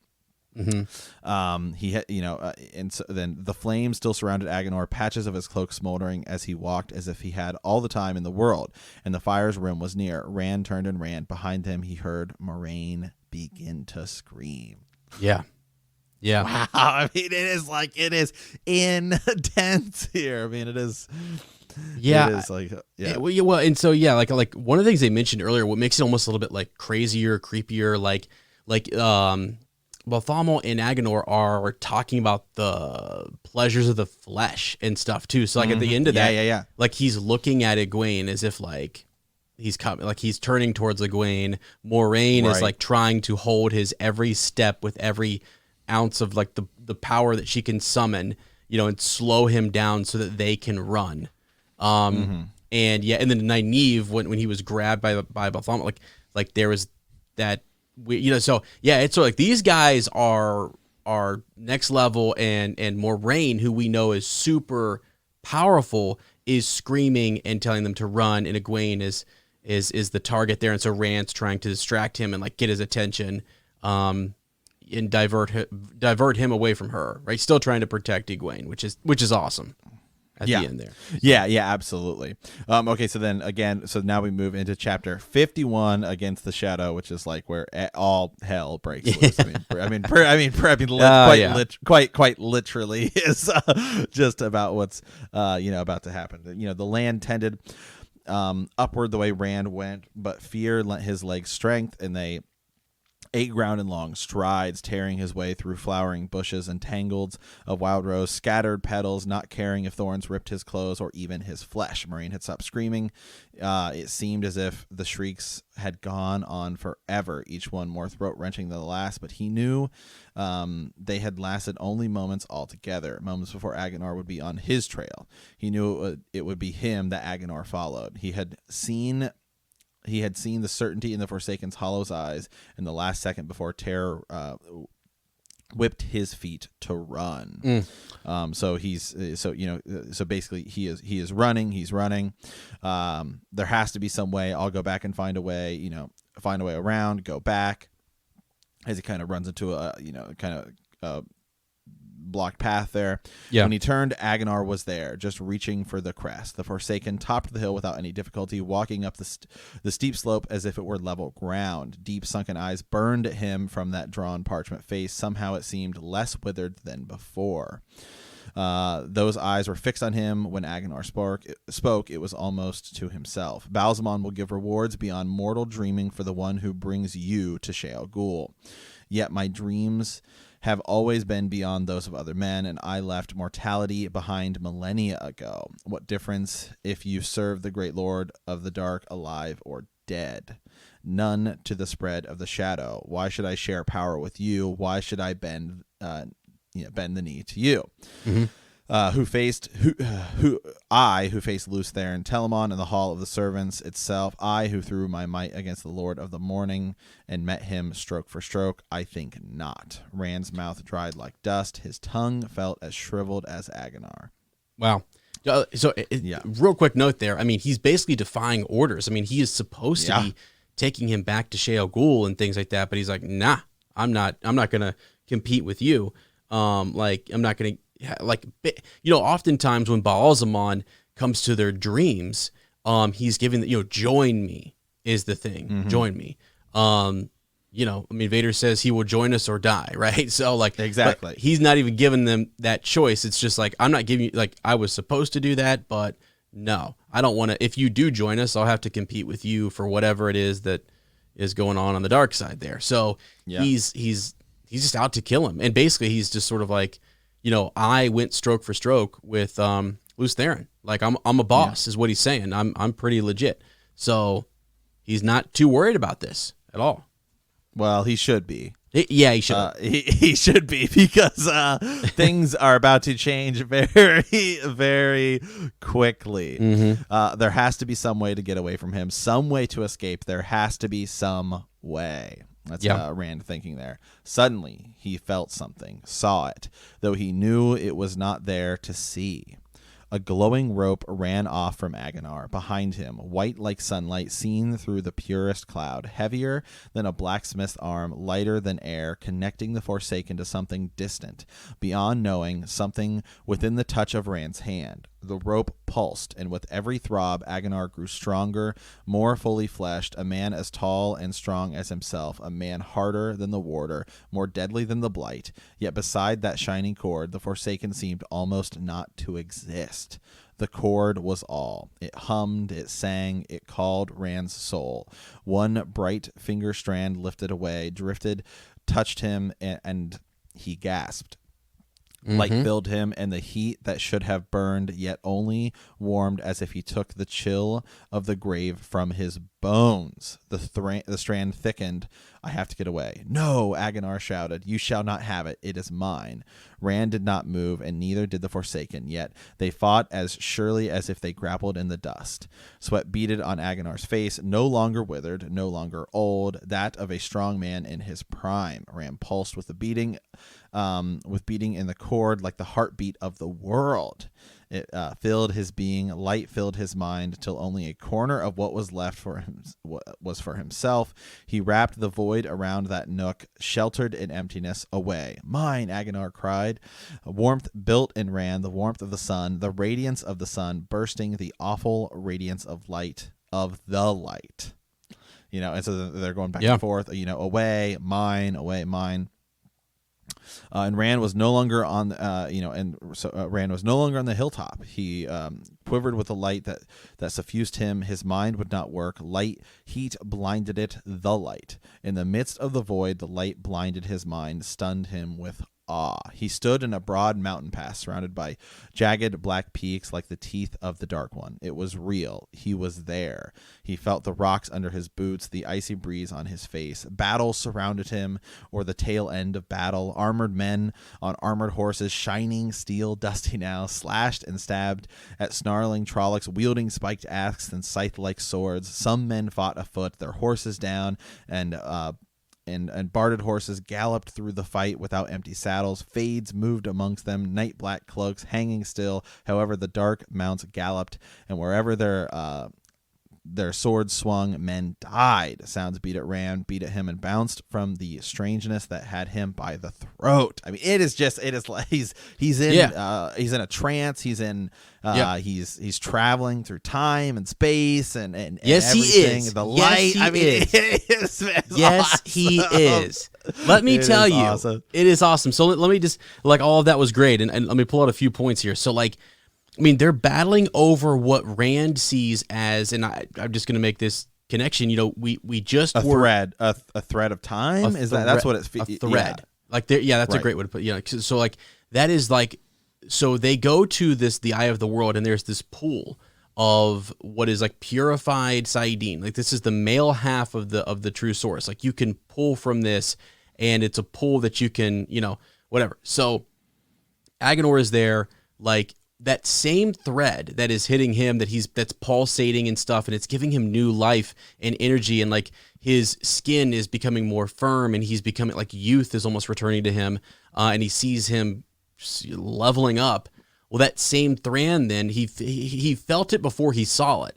And so I like to kind of imagine as if they're in like some force battle, and like they're standing there and the wind is swirling around them, and like, you can't really see what they're doing, but yet you can feel it. And if there's like this pulsating whatever going on around them, and Rand is then hit by this same thread. He pulls it, whether he knows it or not, like summons it, and then it connects with him, and then boom. I mean, he's in awe. He's hit with this light and stuff.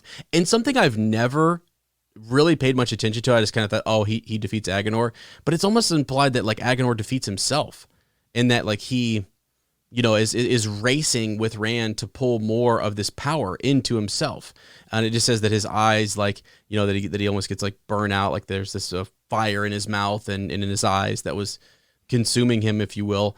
And then, yeah, dude, all Rand wants to do is to use this power to get away, because it's sort of like it's out of necessity. It's out of like, I need to escape because this is one of the Forsaken. And then boom, he is like transported. He travels away.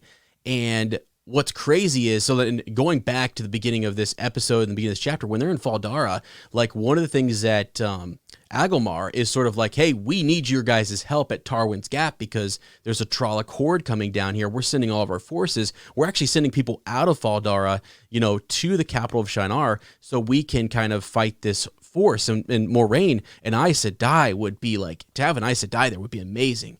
So then like Rand is like transported there. He travels there and he is at Tarwin's Gap and he sees this going down, this fight. And literally he's seen upon this hill, the Drakkar are there, Fades see him, and then boom, like fireballs, like the earth is falling away underneath them, lightning is striking the Drakkar. Like, you talk about like, I imagine when they do this too in the show and stuff, Rand is not even going to look like Rand. I mean, he is going to be so pulsating with power. It was almost like when like Thor like summons his power and like there's lightning in his eyes and stuff. That's what I'm seeing here. It's like he's not even in control anymore. I mean, it's nuts. So, yeah, and so I mean, it is just awesome, right? I mean, it's just like it's very similar to what we see in the very, very, very beginning with Lews Therin, right? I mean, it's almost the exact same thing happening here. I mean, he is seeing all of these different kind of things, right? The Black Hawk of Fal Dara, the White Heart of Shinir, Trollocs battling. Rand finds himself facing the end of a past where humans were reforming, penance stirring.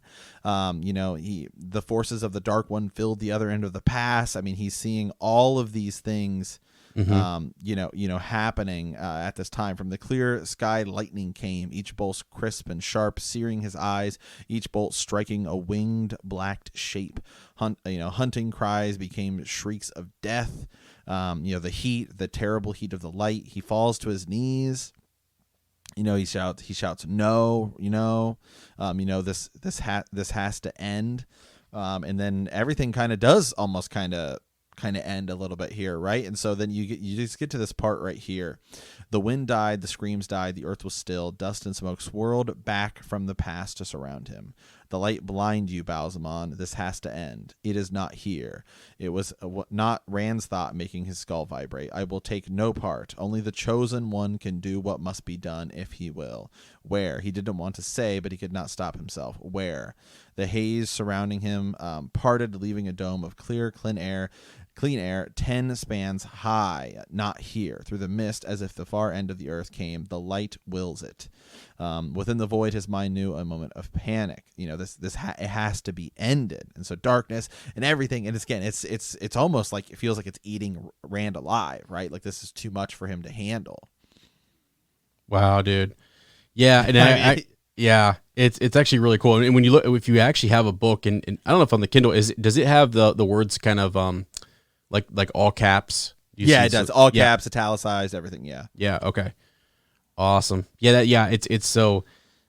Like the key there is that the light blinds you, Balsamon. Right. This has to end. It is not here. It was not Rand's thought making his skull vibrate. So it was not his thought. I would take no part. Only the chosen one can do what must be done if he will. So who's who's Right. talking to who here, right? That's sort of the question. Where he did not want to say, but he could not stop himself. Where, yeah, this haze is surrounding him. Man, that is all really good stuff there, and it's just sort of like there's this conversation that's happening, and then as you say, it's like the light wills it, and then now, let me see here, yeah, they're almost like transported somewhere else, and a fight breaks out, and then a fight breaks out in a conversation. In the midst of the light of the void drifted, in the midst of the void floated Rand. He reached for the soil of his home. He felt hard rock, unyielding and dry. Unyielding and dry, stone without pity, where only the strong could survive, only those as hard as the mountains. I am tired of running. He could not believe his voice was so calm. Tired of you threatening my friends. I will run no more. Balsamon had a cord too. He saw a black cord, thicker by far than his own, so wide it should have dwarfed the human body, yet dwarfed by Balsamon instead. Each pulse along that black vein ate light. You think it makes any difference whether you run or stay? The flames of Balsamon's mouth laughed. You have fled from me many times, and each time I run you down and make you eat your pride with sniveling tears for spice. Many times you have stood and fought, then groveled in defeat, begging mercy. You have this choice, worm, and this choice only. Kneel at my feet and serve me well, and I will give you power above thrones. Or be Tar-Valen's puppet, fool, and scream while you are on the ground into the dust of time. Rand shifted, glancing back through the door as if seeking a way to escape, letting the Dark One think that. Beyond the door, there was still the black of nothings, split by the shining thread that ran from his body. And out there, Balsamon's heavier cord ran as well. The two cords beat like heart veins in counter time against each other. So that's like pretty interesting. Now we're starting to see a little bit of how this whole works, the light versus the dark. There are other choices, Rand said. The wheel weaves the pattern, not you. Every trap you've laid for me, I've escaped. I've escaped your Fades, your Trollocs, your dark friends. I tracked you here and destroyed your army on the way. You do not weave the pattern. Balsamon's eyes roared like two furnaces. His lips did not move, but Rand thought he heard a curse screamed at Agonar. Then the fires died, and that ordinary human face smiled at him in a way that chilled even through the warmth of the light. Other armors can be raised, fool. Armies that you have not dreamed of will yet come. And you tracked me. You slug under a rock, track me. I began setting your path the day you were born. I mean, it is just, it's like every line is like so huge. It's like so important. You almost just got to read this whole chapter, right? The black, he says, a path lead to your grave or here, Aiel allowed to flee or one to live, to speak the words that would echo down in the years. Jane Farstrider, who I painted like a fool and sent the Ogier thinking he was free of me, the Black Aja, wriggling like worms on their bellies across the world to search you out. I pulled the strings in the Armelian seat, dances and thinks, I pull the strings and the Armelin seat dances and thinks she controls the events. Rand's thinking he knows it all. He could have done. It could be the way he says. The light warmed the void. Doubt cried out, and he was stilled till only the seed remained. He struggled, not knowing whether he wanted to bury the seed or to make it grow. Yeah, so really what's happening, just real quick, I mean, like a lot of what's being said there, we've heard about Jane Farstrider, this hero. We've heard about the Amerlin seat being a big deal. Like, I mean, like all these things that should be like pillars of goodness and light that like basically the Dark One, okay, Balsamon is kind of saying like, you don't know anything, like there's so much you don't know. There are so many things that I am in control of. I am pulling the strings here, and I am controlling events. I am sending people this way and that way and tracking you, and I've laid your path. Which is crazy because then you go back to, and that's the nuts part is you've got like a different Rand here, who's speaking, saying, I tracked you here and destroyed your armies on the way. Like what? It just, that's, I don't know. That's nuts. And so then now there's the seed of doubt, right? That's there. And what are you going to do with it? Right. Yeah, absolutely. And okay, so then this is where things get really crazy, right? Rand says, I deny you again. You have no power over me, and I will not kneel to you alive or dead. Look, Balsamon says, look. Unwilling, Rand yet turned his head. Egwene stood there, and Nynaeve, pale and frightened, with flowers in their hair. And another woman, little older than the Wisdom, gray-eyed and beautiful, clothed in Two Rivers dress. Mother, he says. His mother smiled. No, my mother is dead, and the other two are safe away from here. I deny you. He says, she, at least, Balsamon said, is mine to do with as I will. Rand shook his head. I deny you. He had to force the words out. She is dead and safe from you in the light. His mother's lips trembled. Tears trickled down her cheeks. Each one burned him like acid. The Lord of the Grave is stronger than he once was, my son, she said. His reach is longer. The father of lies has a honeyed tongue for unwary souls, my son. My only darling son. I would spare you if I could, but he is my master now. His whim, the laws of my existence, I can but obey them and grovel for his favor. Only you can free me. Please, please, please, is basically what she says. So Rand... and then he basically begins to torture her. The wall ripped out from her as barefaced fades, pale and eyeless, closed round. Her clothes ripped away in their bloodless hands that wielded pincers and clamps and things that stung and burned and whipped against her naked flesh. Her scream would not end. I mean, it's real. Rand's scream echoed hers, right? I mean, so it's just getting really crazy here. The void boiled in his mind. His sword was in his hand, not the heron marked blade, but a blade of light. Even as he raised it, a fiery white bolt shot from the point, as if the blade itself had reached out. It touched the nearest fade and blinding, filled the chamber, shining through the half-men like a candle through paper, burning through them, blinding his eyes to the scene. She said. Then he hears a whisper, "Thank you, my son. Thank the light. The blessed light." Yeah, and then he's doing things he shouldn't be able to do here. I mean, he's like, like he's reaching into realms that he can't. I mean, this is nuts. Absolutely. Yeah, absolutely. Yeah. So I mean, and then Rand says, it's ended. Balsamon screams. And the sword fell, and the sword falls. And then Rand thinks it's ended. It's ended, right?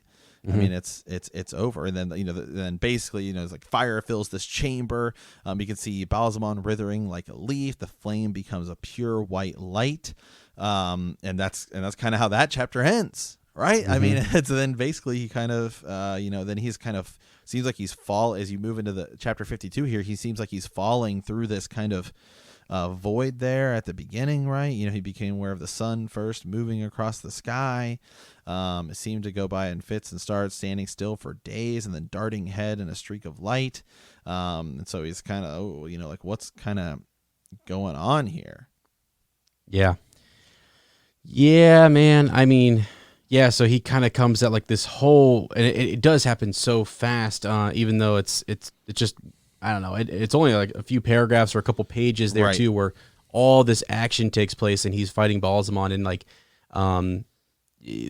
all these things were. I mean, Balsamon is trying to bring him into the fold, trying to convert him, to turn him, show him you're not pulling the strings, all these different things. Show him his mother. He sees his mom. So much stuff happens in that one chapter. I mean, we could do an entire 2-hour episode on it. I mean, it's like huge. What is all happening in there? Right. Yeah. Yeah, it is. Yeah. So I don't know. That's it's awesome. And then like, it's weird every time, like as he is striking against him too, you'll notice there's almost like this like as if it's not Balsamon laughing, like there's something else, a presence that's laughing too, and it's I don't know. It's awesome. So yeah. And he also shouts that you cannot wield it until he's been taught, right? So like you're not able to do that, like that type of thing. Like this is not right. Like why are you able to wield the sword of light? And he kind of says that you're gonna destroy yourself, right? But yeah, so Rand goes and he cuts the black cord from his back, and he hurls him into that fireplace, and then Rand's own cord kind of like you said, he kind of comes out of this, right? He walks over to Balsamon, boom, he starts to fall through whatever this trance he was in, back to the real world, if that's what air quote real world. Like, it's right. Yeah. Yeah. I don't know, man. I know, man. It's just like, whoo, it's like, you gotta take a second to like, whoo, okay. Like after I read that, I was like, after you read that chapter, you're just like, hold, like there's so much stuff that happens in that chapter. You just gotta like take a second and try to, well, your mind's racing. it. Even as you were reading it, I'm like, my mind's racing. So like, oh yeah, wow. You're like starting to form the vision again. Yeah, it's a lot. And so so as you move into the next thing, Rand's basically kind of coming out of this whole thing, really. I mean, and then he this is where he kind of starts talking to everybody and like, okay, all right, he's kind of explaining like, well, here's what happened, right? And everyone's trying to like piece it together and say, what happened with you, and here's kind of what happened with us. Like, what about you, Rand? Right? Rand's like, I'm fine. He laughed, as he touched Egwene's cheek and wondered, like, I just need a little bit of rest. And Moraine's kind of explaining, Moraine was the only one who got really kind of hurt. She said, I suffered more injury to my pride than anything else. Mm-hmm. And so they're kind of just explaining this, and then Rand has to start telling them what happened with him. Right? Yeah. I mean, that's where things get a little more interesting. Right. Yeah. Like, yeah. And that's sort of, what does he do? I mean, he starts to kind of realize what he did do, and the cords of power, these threads that he was attached to, and then the association with saidin and the source there, that he's around. Like, it's crazy too. I mean, he believes, right, that he has defeated the Dark One. I mean, he comes back and he sees like those burnt clothes or whatever of Agenor, right? And he starts to kind of shout Shaitan, like he thinks like he's done it, like he's naming the Dark One, and it's like, whoa, dude, like let's calm down. I mean, Nick would love that. Your brother, Sir Nick, would love to be naming the Dark One. He does well. He does and he doesn't, right? But he does, yeah. Yeah, man. I mean, yeah, and so as he's explaining his, he's dead. The Dark One's dead. I killed him. I burned them with the rest of his memory flooded back, then leaving his mouth hanging wide open. The one power I wielded. The one power. He licks his lips that were suddenly dry. A gust of wind swirled fallen leaves around them, but it was no colder than his heart. They were all looking at him, watching, not even blinking. He reaches out to Egwene, right? And there was no imagination in her drawing back this time. Egwene, she abruptly, then she flings her arms around him. She's like, I'm sorry, Rand, I don't care. Then, Nynaeve, the wheel weaves as the wheel wills. It just is like, it's like, okay. Everyone's like, okay, man, we just kind of got to go along with it, right? Moraine's like, tell me everything that happened, like everything. Yeah. He basically kind of, he tells it, she has my mother, right? It's like, the light pulled me along. It wasn't really me. Moraine says, I had suspicions from the start. Suspicions are not proof, though. After I gave you the token, the coin that made the bonding, you should have been willing to fall in with whatever I wanted, but you resisted, questioned, told me something, but not enough. Manetheren blood was always stubborn, and more so after Aemon died, and Eldrin's heart was shattered. Then there was Bella.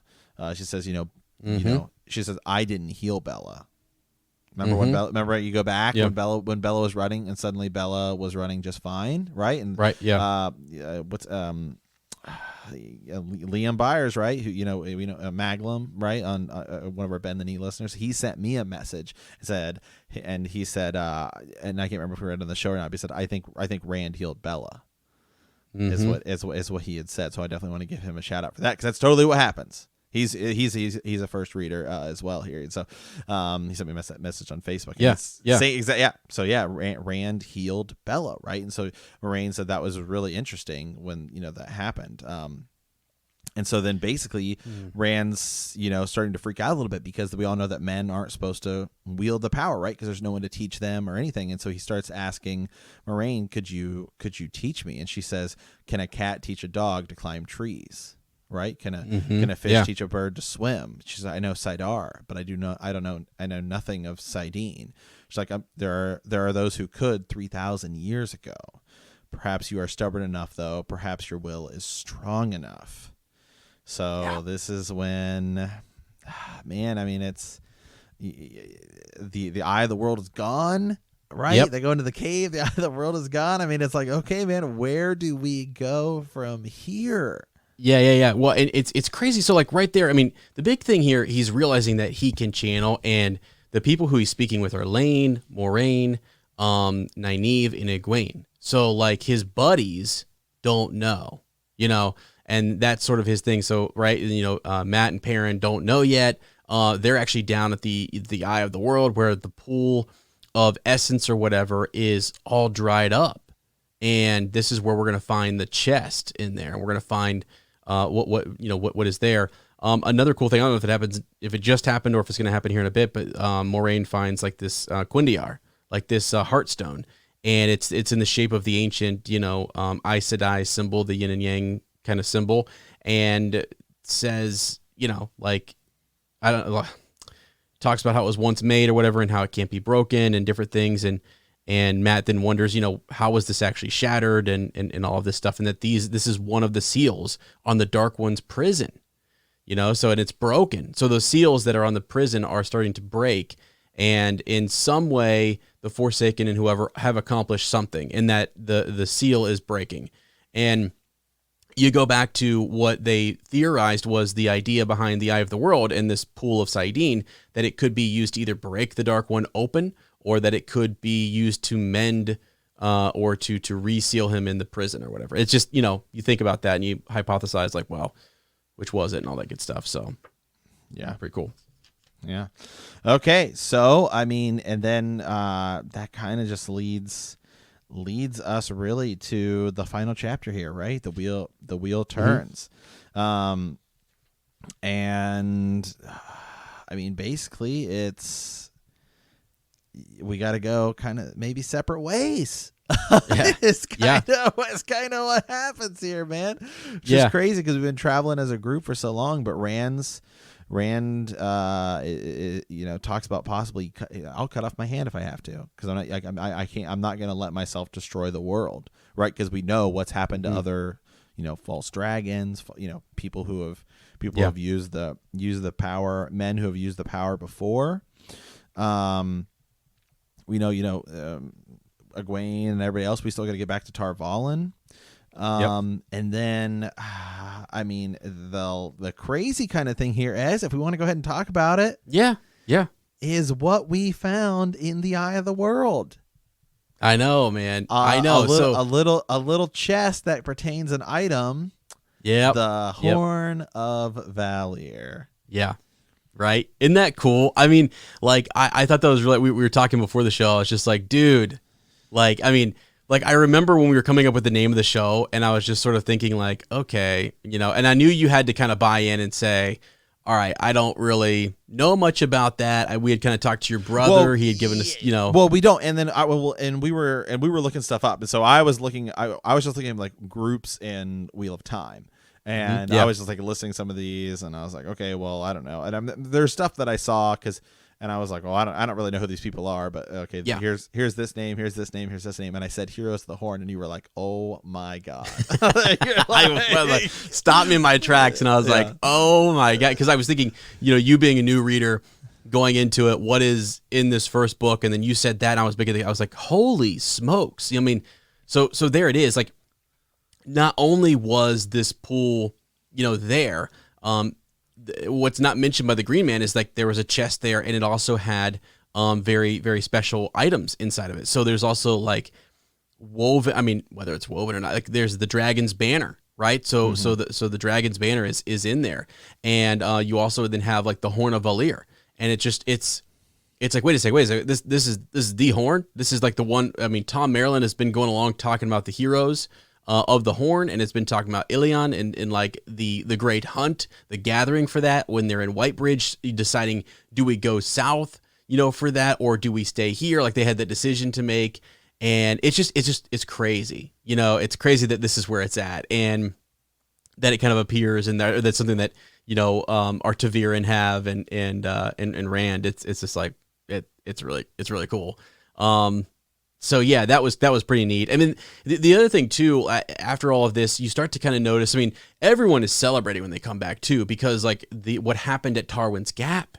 I mean, they don't really know. Like it's sort of like is crazy, but like they were like the earth fell away and like lightning struck and fire consumed their enemy, and they're able to kind of win, and they come back and they're celebrating, and also green is coming back. It seems like the weather is nature is healing and kind of coming back in a way that it hadn't, which is awesome, because going clear back to Emmons Field, like that's been a thing, is that there's been trouble with the weather and crops growing and drought and stuff or whatever. So yeah, that's all happening here at the end.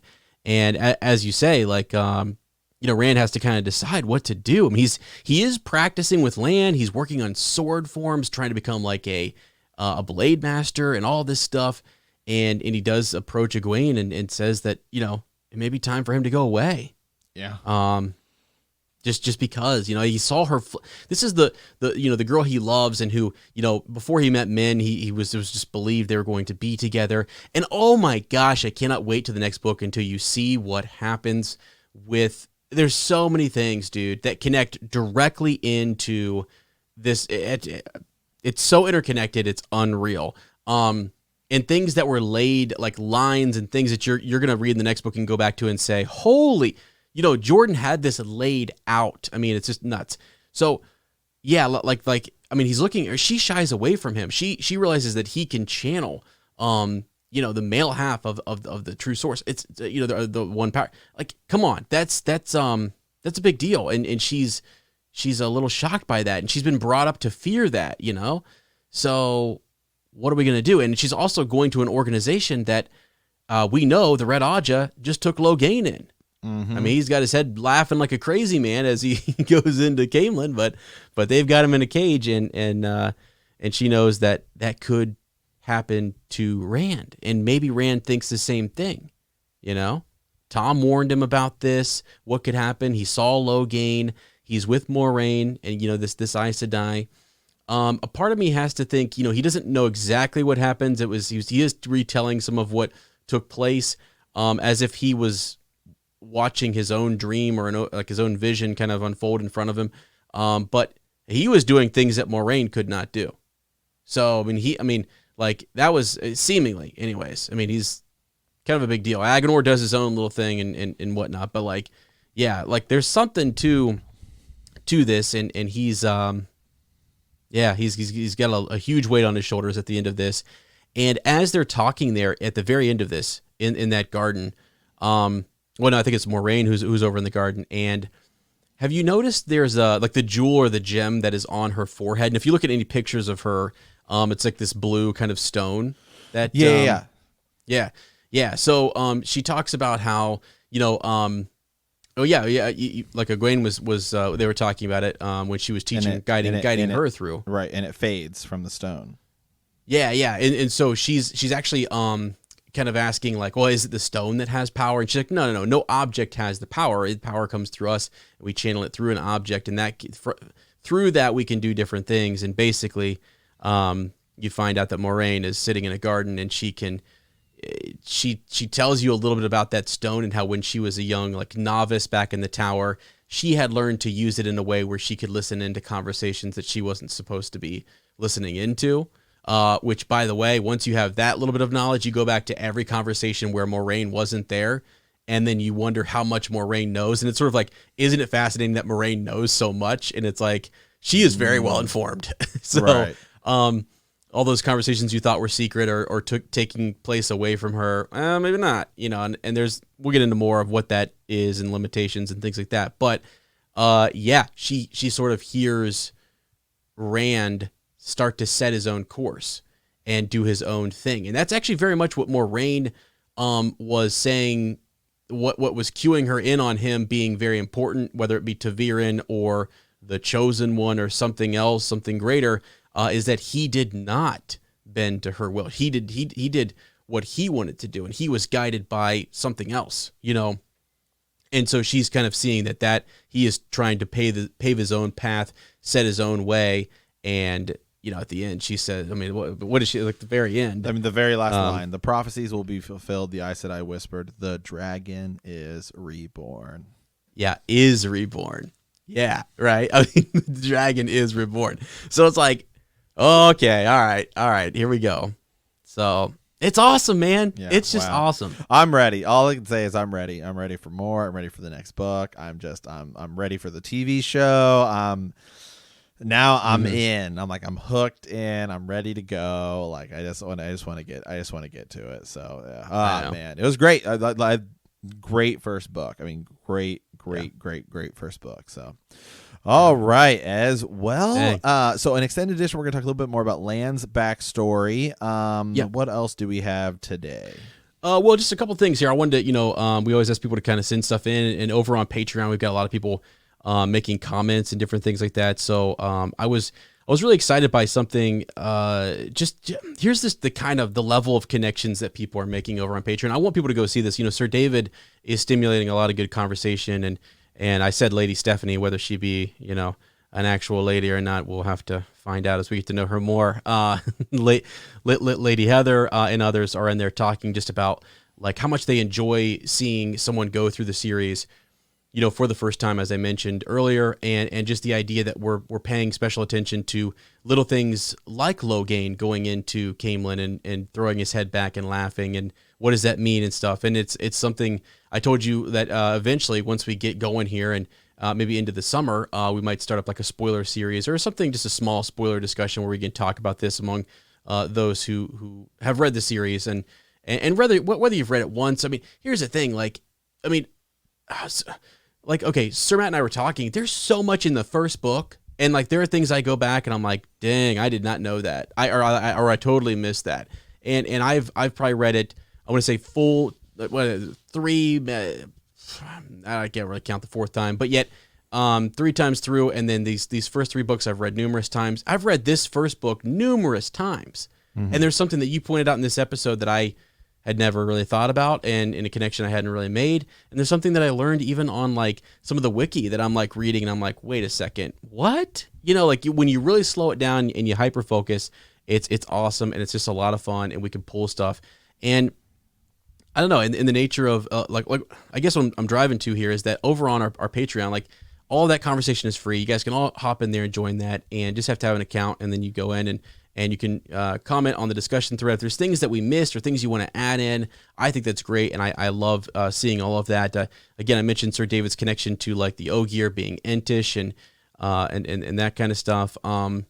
Yeah, man. Craig Wallace is over there also giving us some great comments and stuff. So I'm just excited. I would love to see more folks kind of go into that and read it. And also, we get good corrections. In our extended edition, we were talking about Elias and things, and Lady Heather kind of pointed out that, like, something I hadn't really, you didn't even notice, but, like, I'd always kind of wondered where Elias was. And, she gave us a nice piece of information here, just that, like, when Perrin is looking into his, looking in or getting information from the wolves that, like, Elias is wounded, he's there doing his thing. And it's something, didn't even catch that. It's interesting, and I guess I listen to the audiobook a lot too, so sometimes whether I'm doing laundry or whatever, I if you miss something, there's just so much in there, and it's so thick, and it's like those last couple chapters we really could even go more line by line and just read a line and stop and think to ourselves, what does that mean? Like, who is speaking? Like when Balsamon is talking to, like, is that Rand? Is that Rand 2.0? Like, he says it's not his thought. And then he also says he retreats to a corner of his mind. And you start to go, like, damn, I mean, there's something going on here. And then you go all the way back to Tom Maryland talking about, the dead walking again and coming back and stuff. And you're like, wait, you start to make these connections and really kind of try to figure this out. I mean, Moraine says to us that the dragon is reborn. What does that mean? That the dragon is reborn. We know from the prologue that the dragon, was the one who sealed the Dark One away. And now he's reborn again. So he has come again on the winds of time. Let him ride, okay? Yeah, I know. I know. It's crazy. It's awesome. It is absolutely awesome. So, all right. Well, I think that's it for us today. Then is that correct? Is that we? Yeah. Well, yeah. The only thing I need. I got to know what do you think? Your next book. I mean, oh big my God, picture who knows, prediction. man? Oh God, I don't even know where to begin. I mean, clearly, I mean, they're going to be going in different paths. So, I mean, I'd have to imagine. Okay. Well, the next book is also called The Great Hunt. Split up, which is kind of weird because, as we know, it's as Tom Maryland was talking about earlier, you go back to the hunt for the horn, right? Yeah. Well, we got it. So what are they hunting for? I guess is kind of the question there. And so I guess my guess is they're going to go to Tar Valon, right? And so maybe we'll get some of that stuff, that spell removed from Matt's dagger. And then Rand's going to be doing his own thing. So that's going to be a huge difference there. Yeah. I like that. Spell removed from Matt's dagger, and then Rand's kind of doing his own thing, heading back to Tar Valon. Yeah. Then if we do go to Tar Valon, it could be, what could be interesting is maybe if we start to get a little bit of the what's going on with Lan and Nynaeve, right? I mean, is she going to start training to become an Aes Sedai, and then Egwene training to become an Aes Sedai, and what's that going to say with Lan and Egwene? Or it's not Lan and Nynaeve, excuse me. Yep.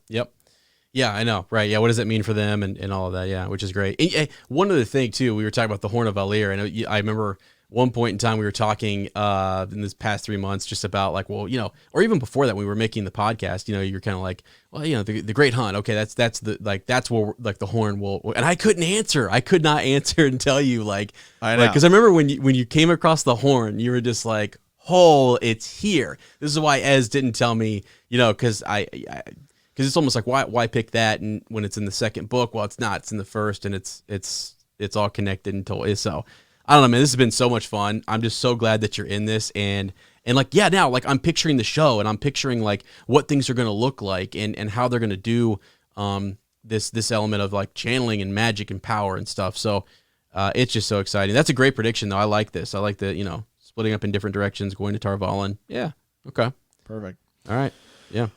All right, man. Well, guys, if you want to follow us on social media, you can do so on Twitter at The Horn of Valyr. You can also send us emails at thehornofvalyr@gmail.com. If you want to hang out with Ez and I, you can follow me on Instagram or Twitter at SuperGainsBros, Ez at Womprat_2M. Ez and I talk a lot about how we do other projects, but the one we've been kind of doing a little bit more so lately, we have Bend the Knee, a Game of Thrones podcast, Hyperspace Hangout, a Star Wars podcast, and then I run a video game podcast called Box Trick, and Ez and I have been hanging out a lot on Twitch. Twitch.tv/BoxTrick. That's all one word there. And so if you guys want to come hang out with us over there, talk Wheel of Time, Star Wars, right? Coronavirus, you just come on over there, whatever, and hang out, because we're just live over there hanging out like pretty much daily. At least I'm on there pretty much daily. So be sure to do that. But we want to thank you for answering the call. In our next episode, we will be discussing The Great Hunt, chapters 1 through 10. In our extended edition today, we're going to go back and talk a little bit about Lan's story. I think that was chapter like 47, 6 or 46, 7, yeah. 46, yeah. Yep. So yeah, look forward to that. If you like our podcast, don't forget to subscribe, like us, write a review, leave a comment, or send us a message at thehornofvalyr@gmail.com. We will see you on April 1st, and remember that the grave is no bar to our call.